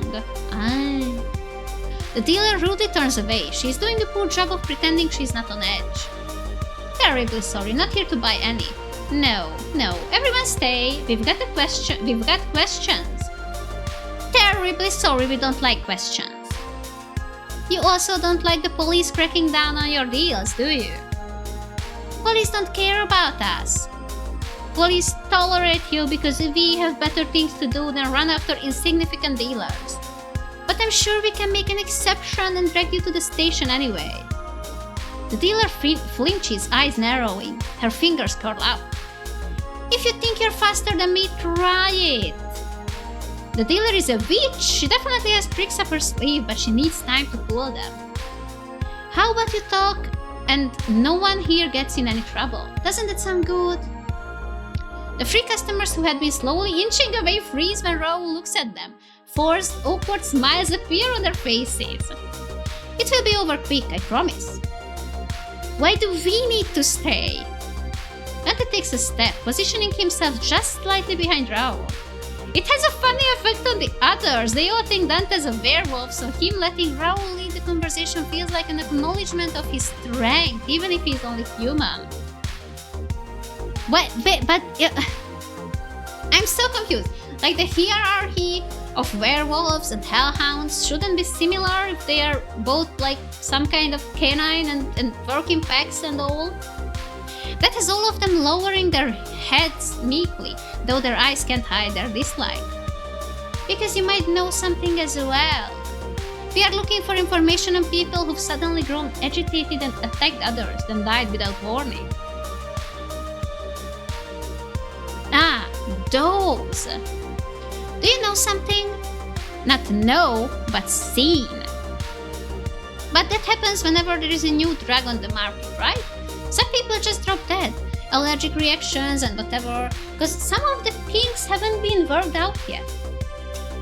Maybe the kinks make you a bit weird in this case too. Happens everywhere, all the time. No, not here. Let's say Zeno's been taking over the work, you see, my boy? Zeno, we will have to come back to that. So you're sure it's a drug that's causing their behavior? No, but that seems likely, right? Was everyone who acted like that a user? Maybe not all, but most of them? It's harder to tell who is taking it than who is buying it. Wouldn't be the first time someone slipped something. The dealer clears her throat, changing her words. I mean, they could have not known they were taking something. Raoul nods, then hones in, focusing only on the dealer. She shifts, clearly hating the attention. If you're saying it's normal for a new drug to cause problems, does that mean you have seen something new going around? Did someone offer you something? Well, no, but you would think that's what happened, right? So nothing was offered to you and you haven't seen a fellow dealer carrying anything unusual either. If I see a fellow dealer at work, I'm in the wrong corner of town. We run the same products and we even have the same damn prices, cartel rules and all that. I didn't see anything. Seen the death, yeah, but no new pills or powders or whatever. When did the last one come out? 3 months ago? Pretty sure it was free, yeah. Zeno's work? Who else's? Look, we are not the healthiest people, but anyone could choose a drug that doesn't kill you over one that does. Zeno is reliable. Yes, so it can be anything from Zeno. He's never brought out anything that had side effects this bad. Yeah, that sure is a potential side effect. Then, have any new sources appeared lately? What? No. Why piss off the cartel? Nobody is going to improve any of Zeno's recipes. And if you try to get something of your own out without running it by the higher-ups first, the dealer moves a finger across her throat. The message is clear enough. You think they are nice enough to give you a quick death? A woman can hope. I see. Last 2 questions before we leave. Oh my god, he's counting it. Raul glances at Dante, who gives a small nod to confirm that there is nothing else he wants to ask. Have you seen Zeno around? Oh, we have to find him.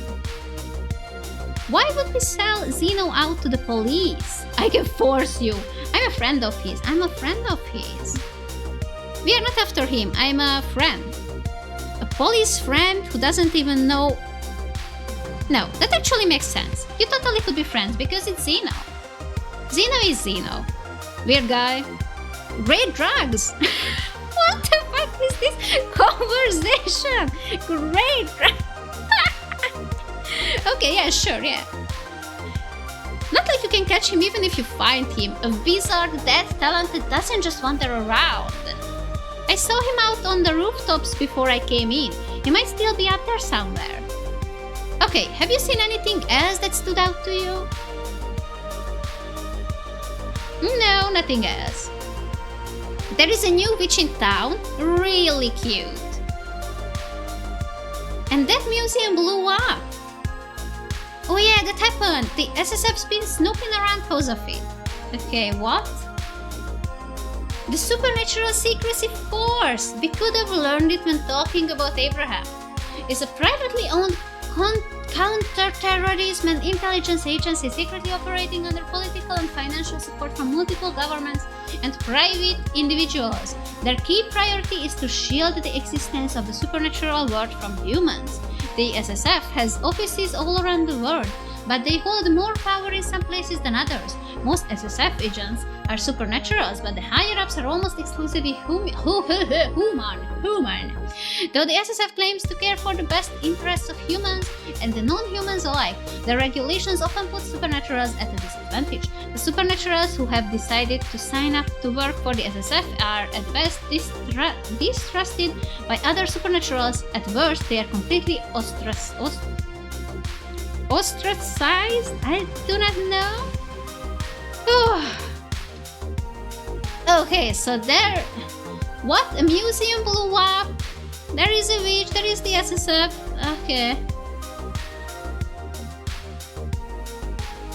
That's noteworthy. Not for the case, but because it sounds like fun gossip. Dante stores the information in the back of his head. I like that one SSF guy. The vamp, you've seen him before. He's talking about Abraham. Really? You are into him? I mean, he's got a cool style? The conversation derails quickly. Raul rubs his forehead. Alright, that's all. Thank you for your time. Yeah, sure, bye, see you never. The dealer smiles again, but the moment they turn around, Dante can hear her say, did we even have the option to say no? No. Raul stretches his neck to check if the club owner is still around, but the man must have left some time ago. Alfred Chadwick. Oh, the Chadwick. Oh, that was the... Oh, Chadwick is the owner. Oh, I see. I didn't put that together. The werewolf's owner of Mirage, a club of supernaturals. While Alfred is the primary owner of Mirage, the rest of his pack, including his girlfriend Lucy, help him manage things. Though he tries to appear confident, Alfred is very concerned with making sure that neither he nor his business catch the eye of the police or the cartel. Prefers to be called Al, as he finds his full name to be uncool. Yes, I would find Chadwick uncool as well. Shrugging his shoulder, he once more moves behind Dante, who is responsible for getting them outside.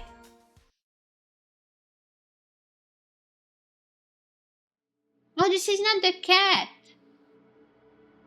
Aww. Back where there's fresh air and people can talk without shouting, they pause. The chances of someone trying to put out a new product? Not low, I would say.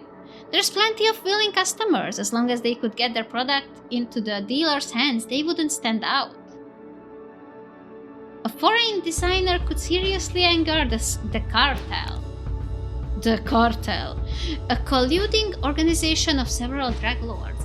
The North Haven cartel caters primarily to supernaturals, with very few of their products reaching human hands. Since they started working with Xeno, their products have caused significantly less side effects, earning them a less negative reputation even outside North Haven. There is not much known about the current leader. Okay. Might be worth whatever they are trying to do. It's worrying that there are many more victims than we expected. Orion was right to think that something is wrong. Well, we've checked all the clubs and any other places in the area that make sense. But since we haven't encountered anyone unusually aggressive or dead, we can't do anything else for the moment. I would suggest you see if you can find Xeno. He's not going to reveal himself if I'm with you, so meet me at the Golden Cat when you're done. We are going to the cat. We're gonna go to the cat. I won't try for very long. Better than nothing. In the meantime, I will inform some people to keep an eye out for any unknown dealers. See you later. Bye. Raoul doesn't wait for Dante to start complaining, leaving before he can get a single word in. How the fuck am I supposed to find that guy? Well, they just said that he was on the roof, so maybe you could go uppies?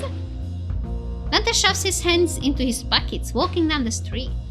His best chance of running into Xeno is doing exactly that, just walking around waiting for Xeno to show himself. If he's not asleep, who knows where, he's working at his lab, that's also who knows where, and if he's not working, he's relaxing on some rooftop. But then why aren't you just going uppies? As one of the main designers for an astoundingly large circle of cities, Xeno should be a more dangerous guy, but even the police aren't after him anymore. There's been so many attempts to capture and keep him, but he always slips out. Not to mention that there would just be someone worse filling in his position if he's gone. Most of the time, Xeno is friendly. He minds his own business and he doesn't pick fights. He's not a direct threat to others. Even a child would be safe around him. As long as you can make sure he doesn't feed them anything weird.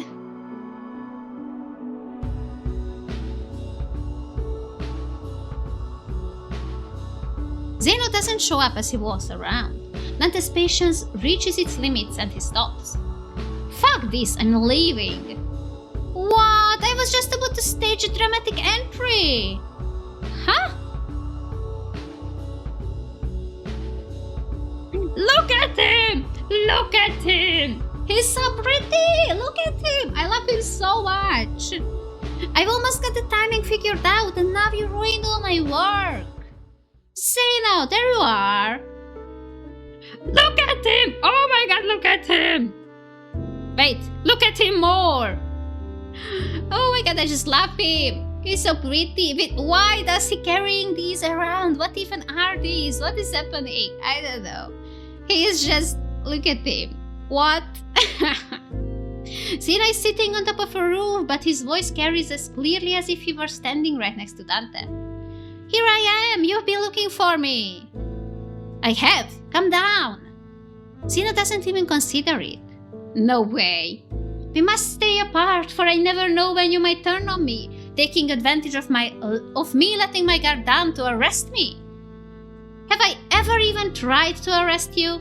This whole time we've known each other? No?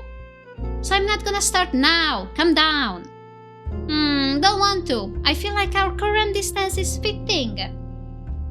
Something about the distance between our hearts. Oh my god, this... oh my god, this man.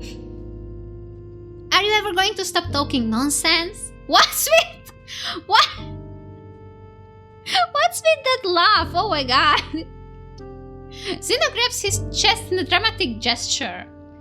A cop and a criminal can be friends. You being down there and I up here is the representation of that. Get it? But we are friends. Still need to talk to you. Yeah, I got it. No, but we are friends. I thought we were friends. It's embarrassing to say out loud, but Dante thinks it makes sense to call Zeno a friend. They meet irregularly, but Zeno always stops to chat when he sees Dante. Even the occasional chases are nothing more than a game. For reasons Dante doesn't understand, Zeno loves running away from him. Too big child, literally. Though Dante enjoys chasing, so it does work out.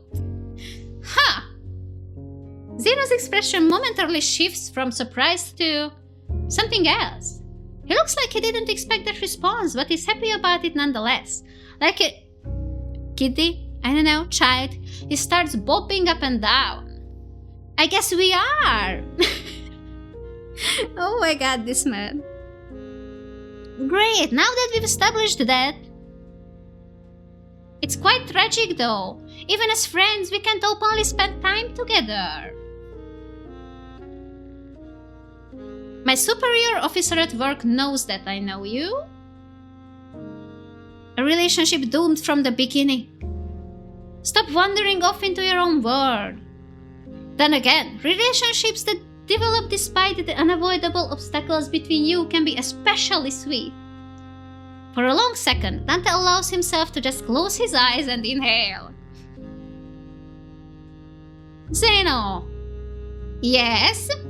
Get your ass down here or I'm coming up. Zeno claps his hands together.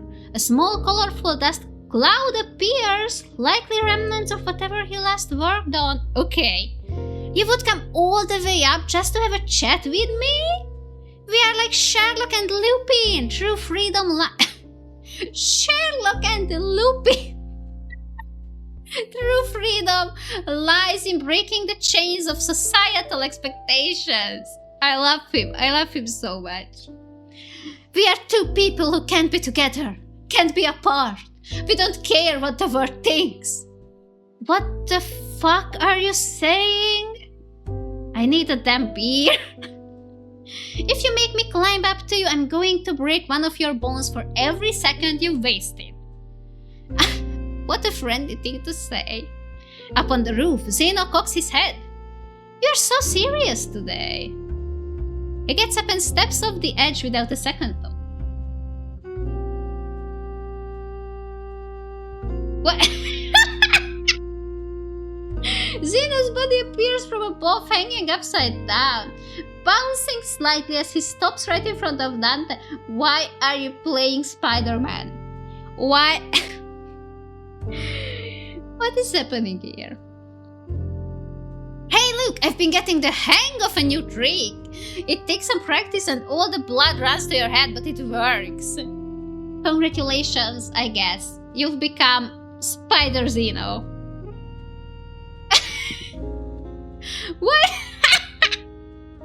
What was that spin? What the fuck is this? Why are you carrying half a lab with you everywhere? But I love the outfit. Look at him. I love the hair. I love the piercings. I love everything about him. His design is just awesome. I absolutely love him. And honestly, he is the reason I wanted to try the demo. I mean, on my own, and the Ravenstar dev team are the reason why I wanted to try it, like, on the channel. You know what I mean. But we are here for him. Without comment, Dante grabs Zeno by the waist and turns him around midair. Ah, that was the spin. Zeno squeaks like a toy but doesn't strike.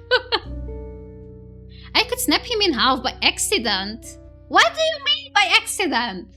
Finding himself the right way up again, the wizard stops hovering and places his feet on the ground. Okay, what about wizards and the witches? A subspecies of humans, born with the ability to use their life force as magic. Ooh, their own life force. force. Well, that doesn't seem healthy, no. Their substantial life force grants them double or sometimes even triple the life expectancy of normal humans. What? They are immune to most human diseases. Okay, wait, it works the other way around. How is using your own life force makes your life longer?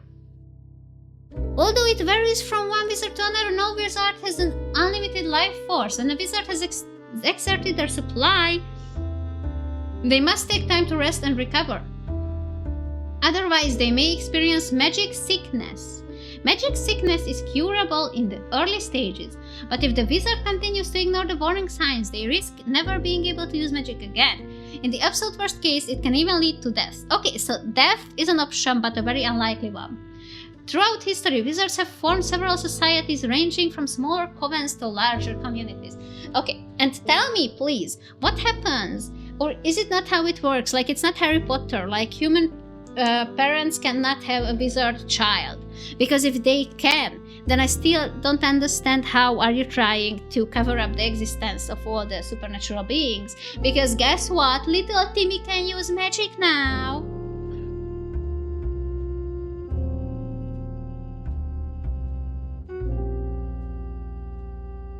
What's wrong? Usually you play along for a bit. I'm not falling for the sad puppy facade. Not today. Not twice today when Alice already got me earlier. I'm still working. I have to talk to you. No time for games. No time or energy. Xena circles Dante once and makes a doubtful sound. You look more like you have too much energy. You could use some calming down. Want something? I've got some stuff with me. Oh my god, no! Not right now. What do you mean not right now? Like not ever. When? What? Alright, but if you change your mind, I've got a personal stash. I'll give you only the best. Well, thank you, I guess. Just give me a... Just shout in the street or something. I will find you. Probably. Sit on the rooftop and howl? You're a werewolf, aren't you? I'm sure you howl very nicely. Look at the smile! Look at his smile! What is his face? I love it. Oh my god, I love it so much. We'll remember to call you by howling in the future. But about the thing I'm here for? I'm all ears. Actually, I'm working on a spell that gives you a flying ear. Not an actual ear, I think. But you can make it fly around and you can hear what it hears. That is actually very amazing. I like that. It's failing so far, but it's going to be fun. He's crazy. He's so crazy. Zeno, concentrate. Concentrating. Listening. With the serious face. Look at his serious face. Do you know anything about a new substance that makes people abnormally aggressive? The majority of drugs in the area, at least for the supernatural, were created by Zeno. Other creators have little space to compete, and those that do are carefully selected and only make specific products.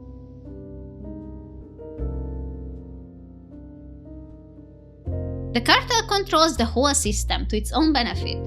Fewer issues, more happy customers. Zena's expression turns blank. A new drug?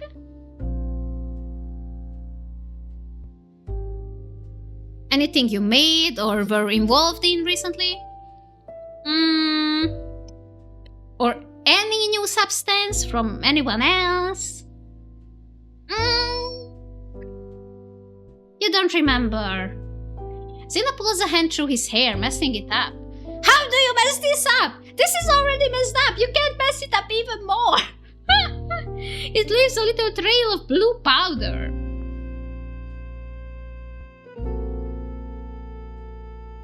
There is so much stuff I work on and so many recipes. How can you expect me to remember everything? Customer confidentiality or something like that? I don't remember who came to me for what. You're so great at confidentiality that you forget their name before they are even out the door. Exactly, you get me! Do you remember my name? Dante? I'm honored! Aw, that's so sweet! You are my sworn nemesis. I thought we were friends. Of course I would remember your name. That is sweet. How many people's names do you know? Like 15? 20? Should have expected this. This guy doesn't remember anything from 5 seconds ago if he doesn't want to. What a way to live your life. Ah, you're jealous. It's a nice life. You should try it. Not thinking about stuff that doesn't have to bother you is great.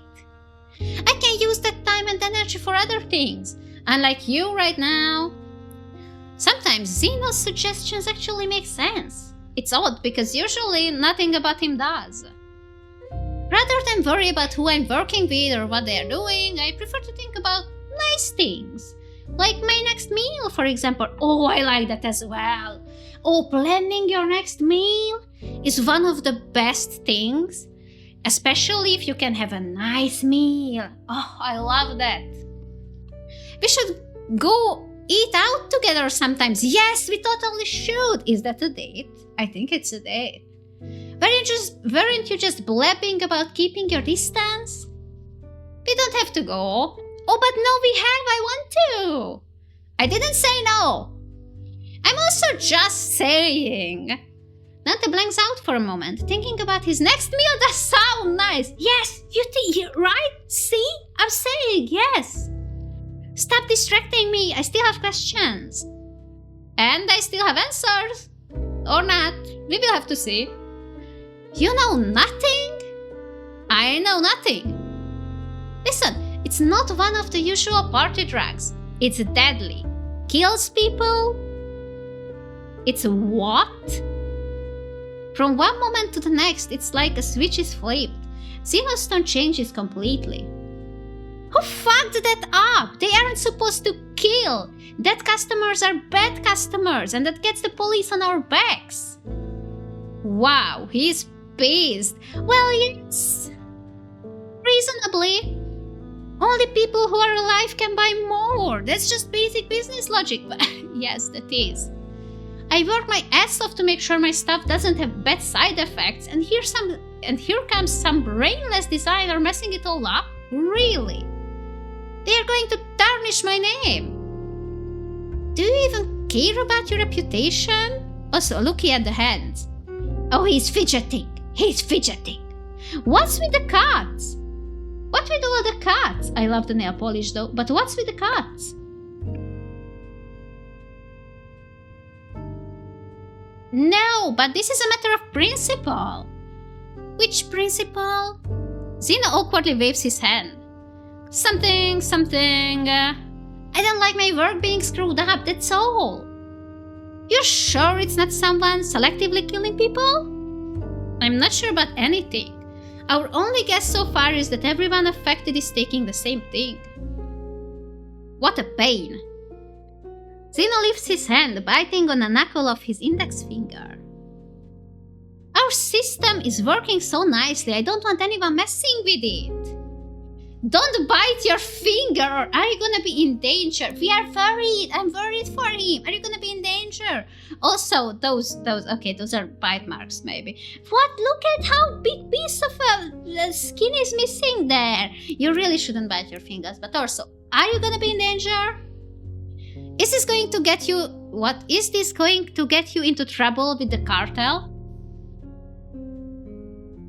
Doubt it. My customers trust me.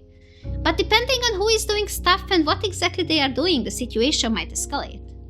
And if it escalates, I will lose my peace. I like my peace. Oh, the poor baby. We are working on avoiding that outcome.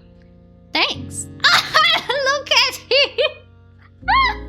Oh my god, what's with the smile? Like, oh, thank you. Zeno's smile turns. He turns on his heel and walks off a few steps, waving at Dante. Well, it doesn't matter what it is. You're gonna find out who's messing with my customers' customers, right? Have no choice. Then I will do the same. I'm sure we can fix the problem together. Thank you! Dante, see you again soon. Next time, let's have something to show for this case. Yes, and have dinner together? No? No? Okay, well. Then next time, maybe. Rainbow dancing. Zeno does a little hop that lands him in mid-air again, quickly taking him up to another roof where he vanishes out of sight. Aww. What? No! No! No! The game! The game just froze! Oh my god, and I have not saved a singular time! Oh my god, and not the... Oh my god, okay. It's something with my... Okay, it is something with my computer and not with the game precisely because the cat is not working again. This is a problem. Yep, okay, nothing is working. Well, OBS is still working. If I lose the recording, I am going to be so fucking pissed. Okay, no. Okay, wait. Can I? Can I do anything? Okay. You wait here. And I am trying to not lose my mind over here. I'll be back. Okay, we are back. It was actually my Windows something. I don't know. I don't know what was the problem of it, but it just decided it's not going to work anymore. But yeah, I fixed it. With amazing technical skills. I restarted the PC. Yes, but we are here. We are here, and I think this was the last line. So right. Zeno does a little hop that lands him in midair again. Yes, and he vanishes out of sight. Yes, and we are here now. Okay, you say that, but you're not gonna remember, are you? Oh yeah, to show up something for the case. Okay. Can't tell if he's a genius or an idiot. Well, those two are very close together. And I saved this time. And you know where I'm going to save again? Here. We're going to save now. We're going to save. And the game doesn't really like saving. It takes a lot of time. Yes, it is still in progress. Yeah, this is... Yes. We are in the middle of saving. Yep. Oh, it happened. Alright. This is...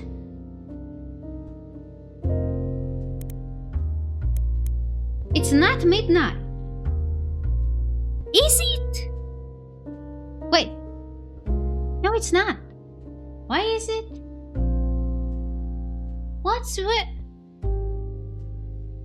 It's only 11 p.m. It's not midnight yet.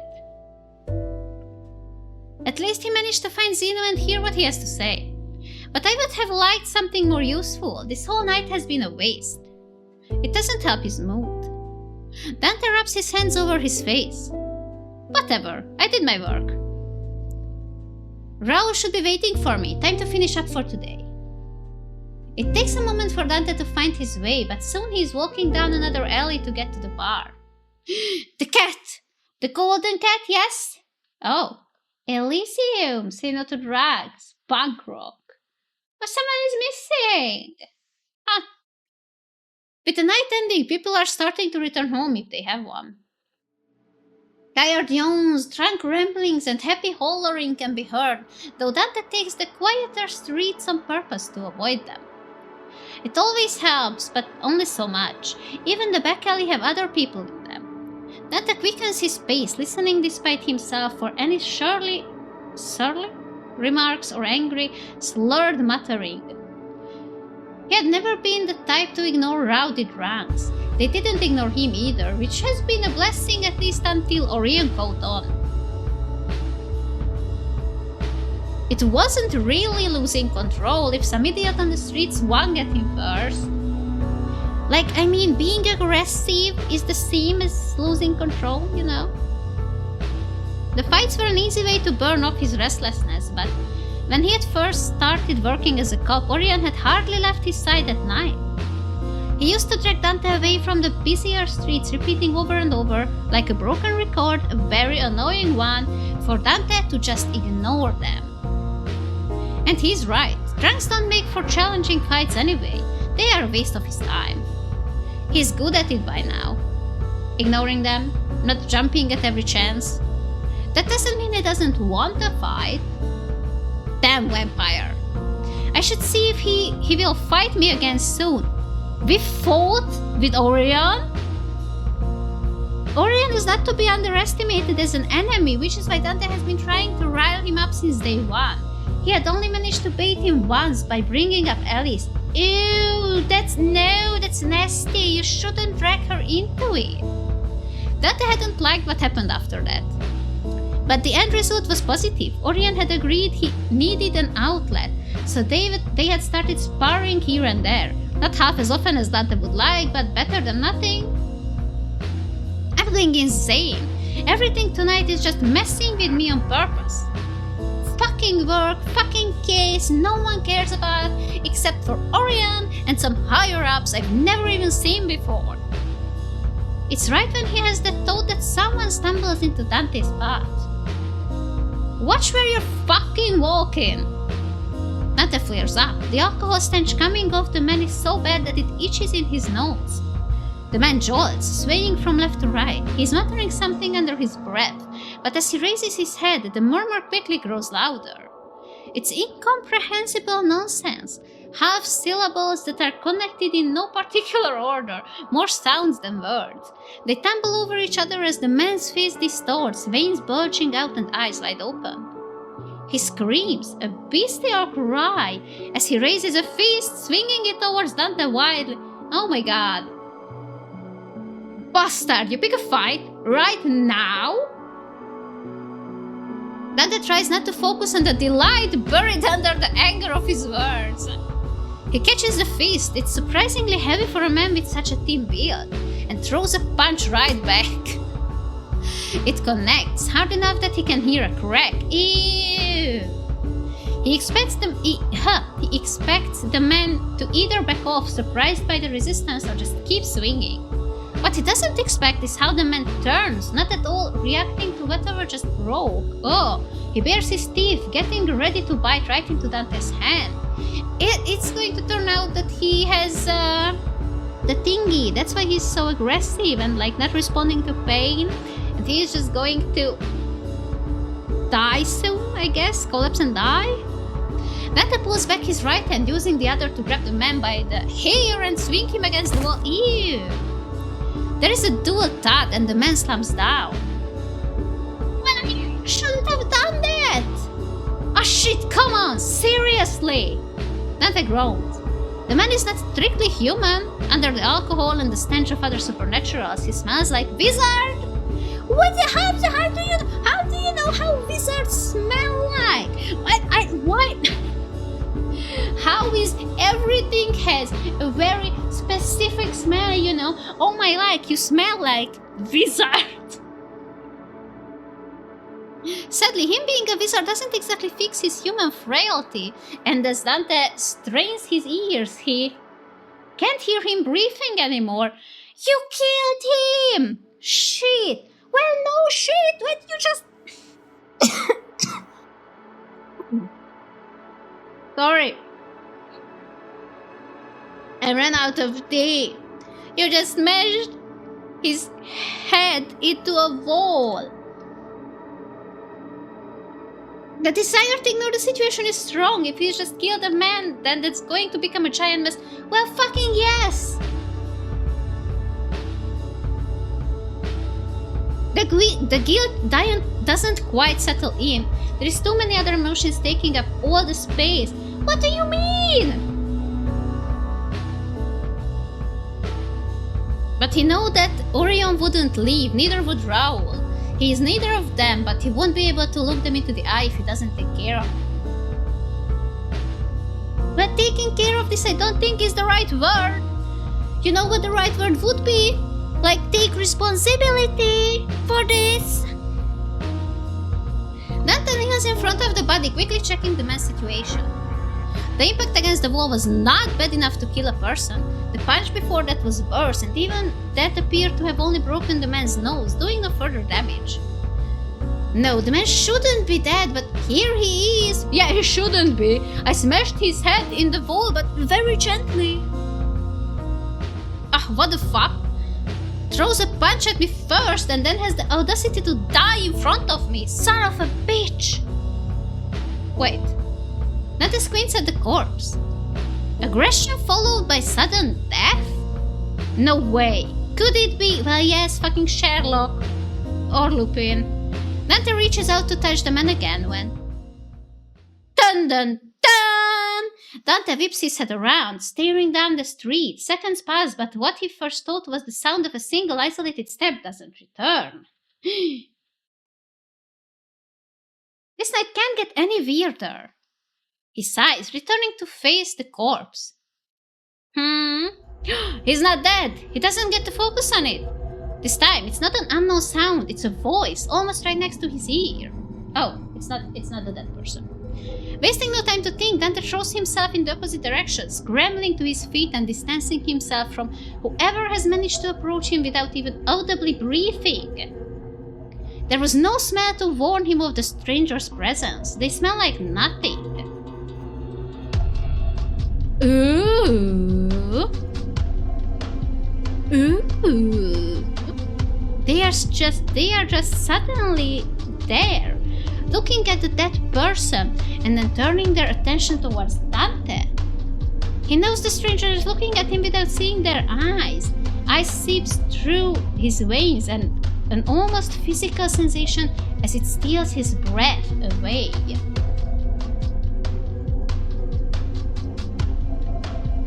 When the hooded figure straightens, their clothes rustle, but that's the only sound around them.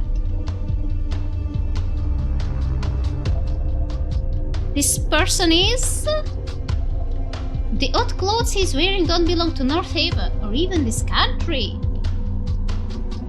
He stands out, and not in a good or bad way. It's the same way you would notice an adult among children. There is something overpowering about him, to the point that it feels like a single flick of that stranger's finger could end a life. His sheer presence is enough to make Dante freeze up in terror. Shit, even just his gaze is terrifying. Okay, but who is he? Part of Dante wants to run away or at the very least lower his head and not be noticed. Another part of him thinks differently. We are not fighting them. How fascinating, I've never met anyone like this. He doesn't like to bow down, not even when he is as intimidated as he is right now. The different sides of him pull in opposite directions, ultimately rendering him completely motionless. Fight until the hierarchy is established, there is no surrender. A hellhound does not lower their head to someone who does not earn their submission. Yeah, you just said that even looking at them is, making you terrified. I think that is a reason for submission. Submit, because a fight is not necessary. This person being creature is far above him. It's stupid to not understand this, and accepting another's strength is not shameful. Yes! His human side, quiet till now, chimes in. When you see someone scary, isn't it better to run? No, we are not running. Oh wait, isn't this the...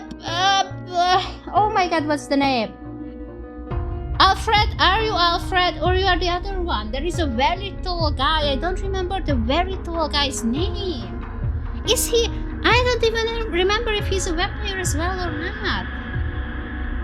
What do you know about this man's state? Wow. The hooded man talks, interrupting his thoughts. His voice sends shivers right down Dante's spine. It's not a request, it's an order. He has to answer. He doesn't try to fight. This, at least, there is no reason to. I don't know them. Dante's voice is shaking. Aww. He swallows heavily and puts a hand on his throat, forcing himself to calm down.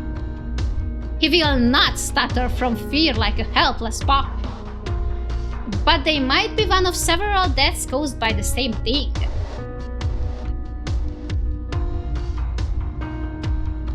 The man hums. After a moment of contemplation, he moves closer. The closer he gets, the more Dante wants to leave. What is he? I don't remember, but I'm sure I read it. I've never met anyone or anything like this before. What is he? What is he doing here? What? What? Why is he trying to get inside my personal space? The man towers over Dante when they stand in front of each other. There is a pair of eyes shining under the hood, staring right into him. Caused by what? At this point, it's getting harder to breathe. Dante's instinct is screaming, run away or lower your head. Just stop looking, stop risking his anger, stop risking your life. I'm not going to run away. Fear is choking his throat, but Dante doesn't move his eyes away out of sheer stubbornness. He has run away too often. He's had enough of it, even in the face of potential death. You're not running away? The eyes under the hood narrow. Dangerous! Run, you will die! No, stay, he's not threatening you. Yeah, literally, he's not threatening you. The thought is like a hand on his shoulder, steadying him. Dante forces himself to assess the situation as objectively as possible. The stranger isn't threatening him, not at all. Neither his aura nor what's visible of his facial expression is an act of deliberate intimidation. The stranger is terrifying to stand across from, but he's not made any movement to attack. This is his natural aura pushing others down, not a conscious act. He's just asking questions. A prey that runs gets hunted. Stand your ground, don't give in. It's hard to hold eye contact with the man, but the longer Dante does, the more fascinating his eyes get. Well, then show them to me! He's old, very old. His eyes are not a lake, they are an ocean. Calm right now, but the waves can build up high. There is no desire inside them, and no threat. All the man is doing is looking down at a curious thing he encountered, giving it his attention for a mere few seconds. Breathless seconds pass. Then the man leans back again, and the pressure vanishes enough for Dante to inhale. Little things like you usually run away when I get close. Little things? Yeah, well, you're fucking tall. You're not. Well, yes. How quirky. Excuse me. Who are you calling quirky? Continue on with your night, young hellhound. He knows! Don't forget to breathe. What the fuck? How does he know? With that, the hooded man's attention span appears emptied. He turns his head up to the sky, pausing for a second. And he disintegrates! Then he walks off, odd clothes rustling softly with every step. I don't remember his name. By the time Dante manages to step out of it, he's gone. Who was that? Someone like him would stand out everywhere. How is it that the whole city is not talking about him yet? Not to mention he knew what I was. It's impossible to tell the difference between a werewolf and hellhound by scent alone. Is it now? Did my reaction give it away? What else? When the fear is gone, there is nothing but Abe left. But when is someone even the most powerful supernaturals in North Haven would bow to? The thought is almost pleasing. How? Power struggles are common within supernatural communities. There is always someone planning to overthrow the current boss.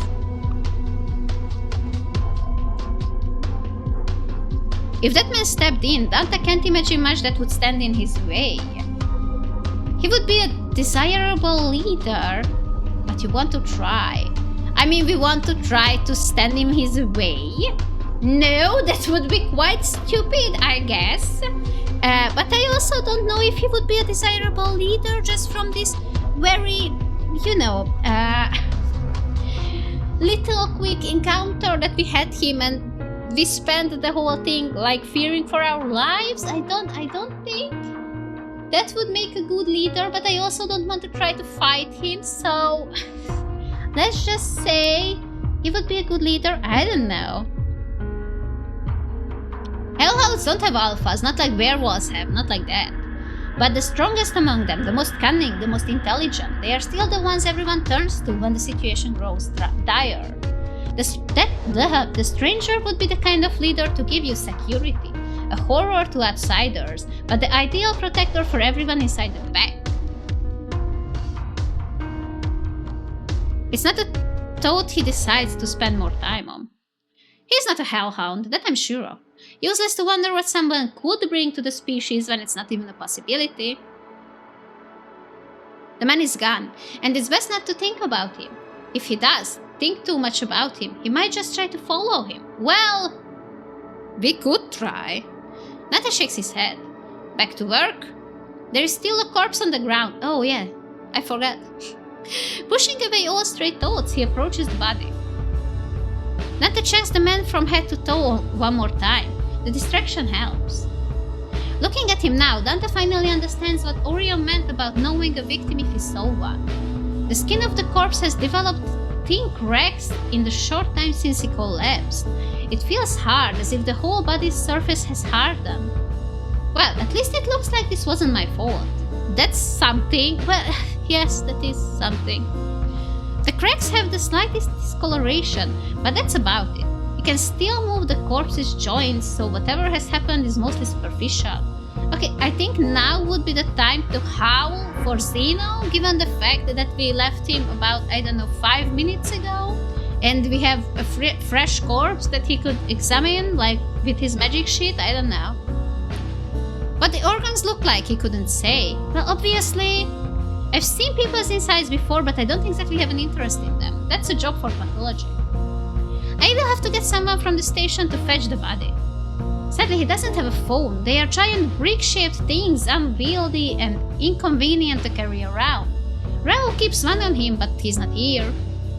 He does, in theory, have a pager? What is a pager?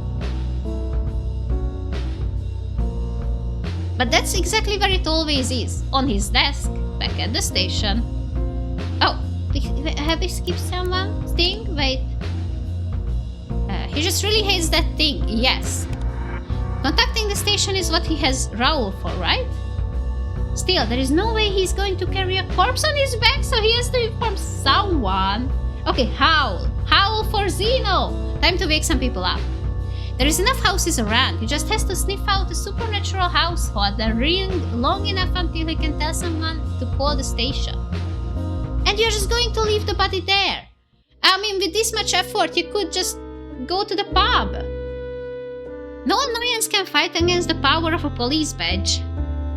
The poor couple Dante woke up wasn't happy, but neither was he, so they made the phone call obediently enough.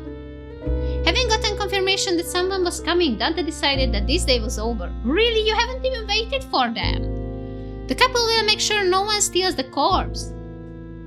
Really? The bar is still open. When Dante enters, there is a handful of people sitting here and there. The Golden Cat is his favorite bar. It's a cozy place frequented by both supernaturals and humans in the know, which is perfect for enjoying a beer after a long day or night of work. A bit farther inside, Raoul is already waiting for him, sitting with two people Dante recognizes. Guess it's good that he had company while he was waiting. Halfway decent company even. You could consider Edgar good company for Raoul. They are both decent people with morals and all that. Who is Edgar? Edgar Thorne, a human who's worked with the witch for 20 years now. He manages their clients, paperwork, and anything else she doesn't want to deal with herself. Thorne Investigations is named after him. Okay. The witch, probably not so much. A vampire, oh, not a witch, I'm sorry, a vampire private detective known for hunting her own kind. Mrs. C's whereabouts prior to her appearance in North Haven are a mystery known to few. But rumor has it she was once the eternal companion of a primordial, whatever that means. The bar isn't that big, so they notice him the moment he enters. Dante feels Mrs. C's eyes on him and involuntarily rubs over his arm, but the hairs are standing up. He takes a breath to calm himself. Nothing happened. Dante stops at the bar to order a drink first. He can hear her talking about him. Is he avoiding us? That's the lady, the vampire lady. And I don't know, the manager guy. I think he can hear you. Yes, that was the point. Look at that! Look at the cat! Look at the cat! Look at the pretty cat! Oh my god! Oh my god, look at them! Oh, so pretty! Yes, pet them! Pet them! Oh my god, yes!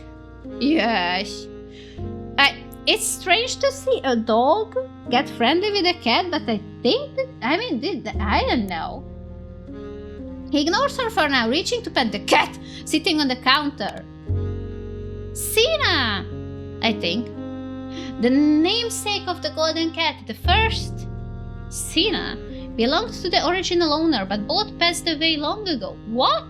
The current owner's cat bears a surprising resemblance to her, which might be why she is also known as Sina. Okay, so she's Sina the Third. She is the namesake of the bar and probably the only cat that doesn't care about getting petted, even when the one doing it is a supernatural.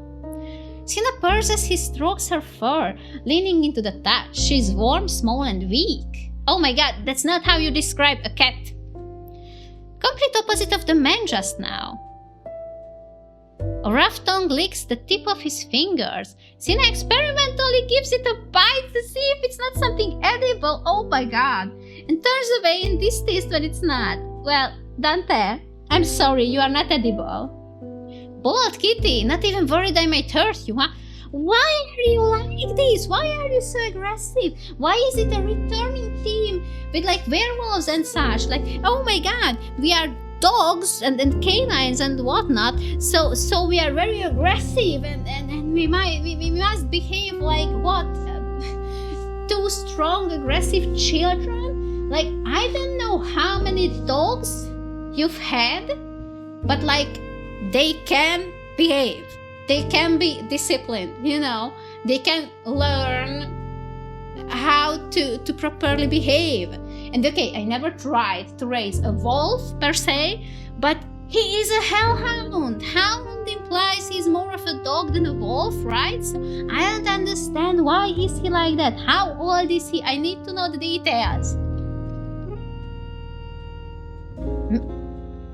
That's a... Okay, that's a kitty sound. I didn't quite understand what was going on. He scratches her ear, but in a classic cat-like manner, the animal suddenly decides she's had enough and jumps off the counter. That is sad. As she vanishes somewhere underneath the tables, the bartender returns. Here's your beer. Thanks. Beer in hand, Dante finally joins the group waiting for him. He takes the seat next to Raoul, pretending he doesn't notice the vampire lady's unblinking stare. Look at her. Look at the lady. I like the dress. She and Edgar are a vampire and a human who run a private investigation agency together. Dante would find their partnership weird if he didn't know Orion and his wife. We still make two abnormal pairs, two weak humans working together with two dangerous supernaturals. I can't tell exactly why Raoul and Edgar can connect with each other. Edgar and Raoul have a friendly enough relationship to chat whenever they run into each other at the Golden Cat. As a result, Dante and she have also started running into each other. Her... What? Circa? I don't know how to pronounce that. Is as nice as she always is, which means she's not. She jumps at the chance to tease him. Did you forget to brush your hair this morning, or did you run into trouble on your way here? If anyone's picking on you, you can always let me know. I don't like animal abuse. Oh my god, really? Okay, we should fight her. I really want to hit her. He'd comment on that. He would comment on that, but he has an easier retort, thanks to having heard about Abraxas, I don't know, being around. Abraham. Just ran into Abraham. Seen him recently? She doesn't even try to hide her disdain. Not really. Gotcha.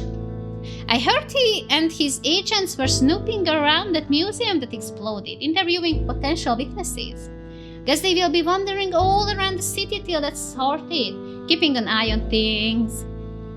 Ugh. If you haven't run into him yet, I'm sure you will. A lot. Having gotten the reaction he wanted from her, Dante's focus shifts to what she might actually know. There is always something interesting happening when the SSF gets involved. The SSF, or Supernatural Secrecy Force, is not like the police. It's an international security and intelligence agency tasked with ensuring that the existence of supernaturals doesn't come to light. Yes, we read about this. Abraham is the captain of the SSF's North Haven branch. Dante doesn't care too much about them. They don't get involved with the police unless there's a problem, so they've never bothered him.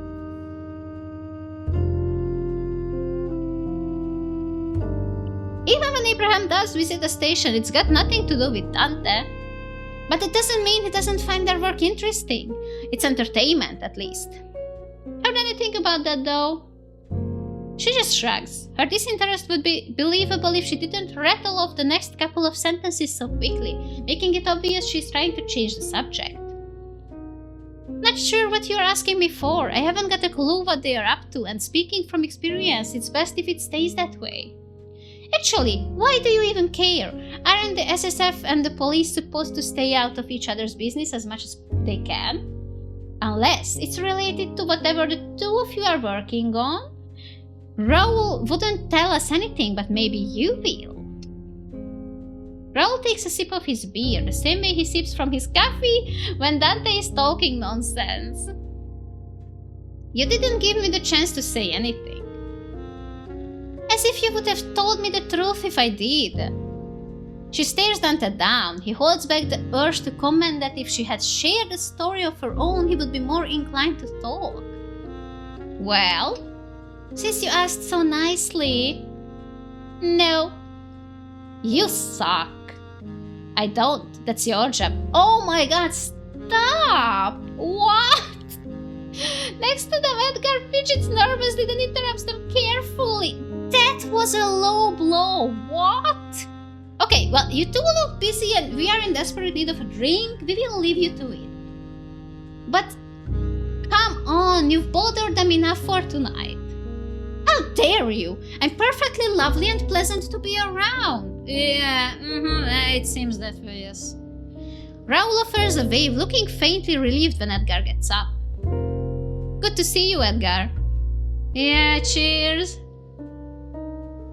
She allows herself to get dragged away to another corner of the bar. Both Dante and Raoul watch them for a moment until Raoul glances at him.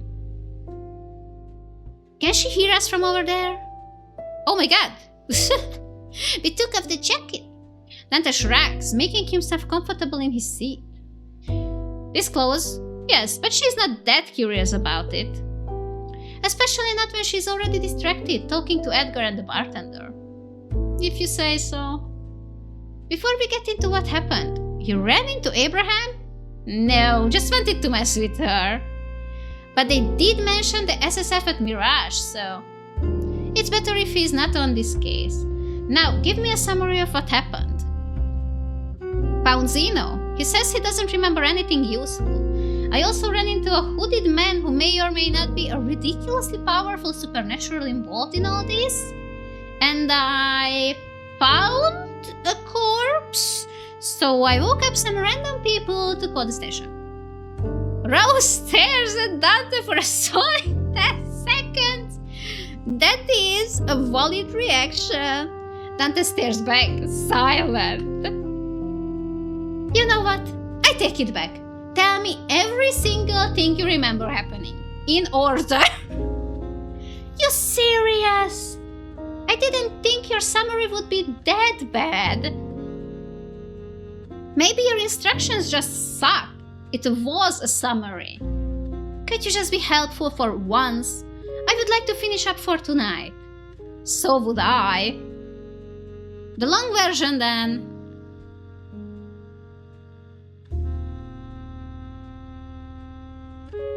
Partway through his retelling, Raoul starts to frown. Now he's stepping the table, eyes closed in thought. Dante waits, letting him sort out whatever is going on in his head. Do I get another drink while he's thinking? Oh, done. Before we talk more about this, I have 2 questions for you. Have you killed the man, and why have you left the corpse there? So many questions today. That is, sadly, part of our job. Number 1. Putting aside whether Zeno is actually involved and putting aside whatever relationship the 2 of you have, do you believe him when he says he doesn't remember anything about a new drag? Yes. I trust him with my life. He looked honestly confused when he said he didn't recall hearing about it, and upset when he heard that people were dying. From what I know of him, he does forget things easily. The first 3 times we met, he couldn't even remember my face. But I don't think he would have lied if he did remember. It wouldn't be to his advantage to admit it. Thing is, he doesn't care about advantages and disadvantages. Zeno's been prattling about all kinds of illegal stuff to me ever since we met. He doesn't think it's an issue. Raoul nods. Second question. What, accepting my word without complaining? I just want to hear your opinion, nothing else. Doesn't mean I agree or disagree. That mysterious stranger you ran into, would you say he's on our side or not? As in? Does he want the unknown substance gone? Well, I don't know. Or to take it for himself? Or is he just curious? For the record, I'm going to continue calling it a drug because it's easier than talking about an unknown cause. That seems most likely for now, though. Too many addicts involved. That man, he wants the same thing we do. He's going to go against us. He's not involved at all. I don't think he is involved at all. I don't think he doesn't really, he just asked a few questions and we just established he's really old and I don't think he wants anything with it. He was just curious, he's not involved.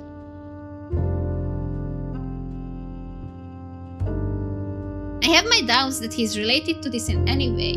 I know you didn't mean it seriously, but I do think he could be checking out of curiosity. Is that something you supernaturals do? Poke your nose into dangerous stuff for fun? Well, yes! The long-lived ones? Yes. The longer you live and the more power you have, the easier you get bored. It could be fair to assume he wanted a distraction from his daily life. I didn't meet him, so I will take your thoughts into account for now. What do you think? I think that we should avoid a stranger who might be dangerous unless we have a decent reason to assume that he's part of this situation. I haven't ever seen you worry about another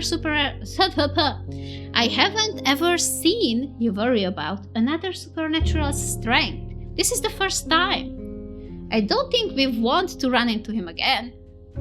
Nanta both agrees and disagrees with that. As for Zeno, maybe he doesn't remember anything, but he knows something. The chance that any substance in North Haven passes him by unseen is just too low. It's not like Zeno filters who he works with. If you've got money and time, he will take the job. I would start by tracking down more dealers. If it is a drug, someone has to be selling it. Don't I get a say in this? You do. I've said what I would do. What about you? How do you think we should approach this? We should wait for pathology to say what they found, yes? No! You have reached the end of the Burn the Midnight Oil demo. Thank you for playing. Well, thank you for making the game. To support the full game's development and for more news on Burn the Midnight Oil, check out our Kickstarter. For the record, Kickstarter. They have only, about a week left. So yeah, definitely check out their Kickstarter. I will put the link in the description and also put a link to the demo in the description. You can check out the vampire ladies. He is the very tall man whose name I don't know. No, he is the very tall man. Wait, stop. He's Edgar. Wait, no, I can do this. Wait. Let me get the cat out of there. Okay, so I'm back. He's Edgar. He's Abraham. I don't know who she is. And then we have Zeno, Raul and the fucking tall man whose name I don't know. Yes. I don't remember his name and her name. Honestly.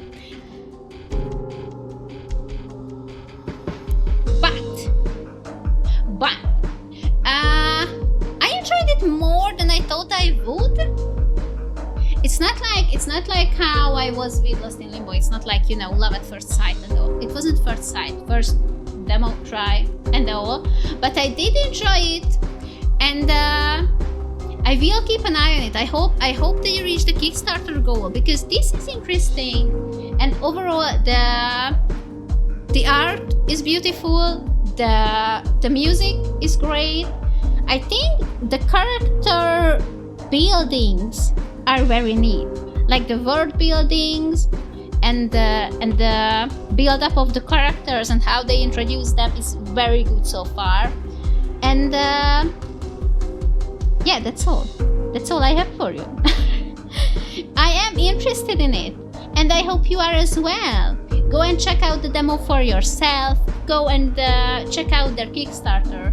If you can, support them in any way possible. It doesn't have to be, you doesn't have to support them through Kickstarter if you're not in a financial situation where you could do that. But you can spread the word on any social platform, because that helps a lot. And don't forget, they only have about a week left. So go out there, try it for yourself. If you enjoyed it, if you enjoyed the video, then spread the word about that. If you want to try it for yourself, then go ahead and just make it happen. Let's make it happen. Thank you for watching the video. I hope you enjoyed it.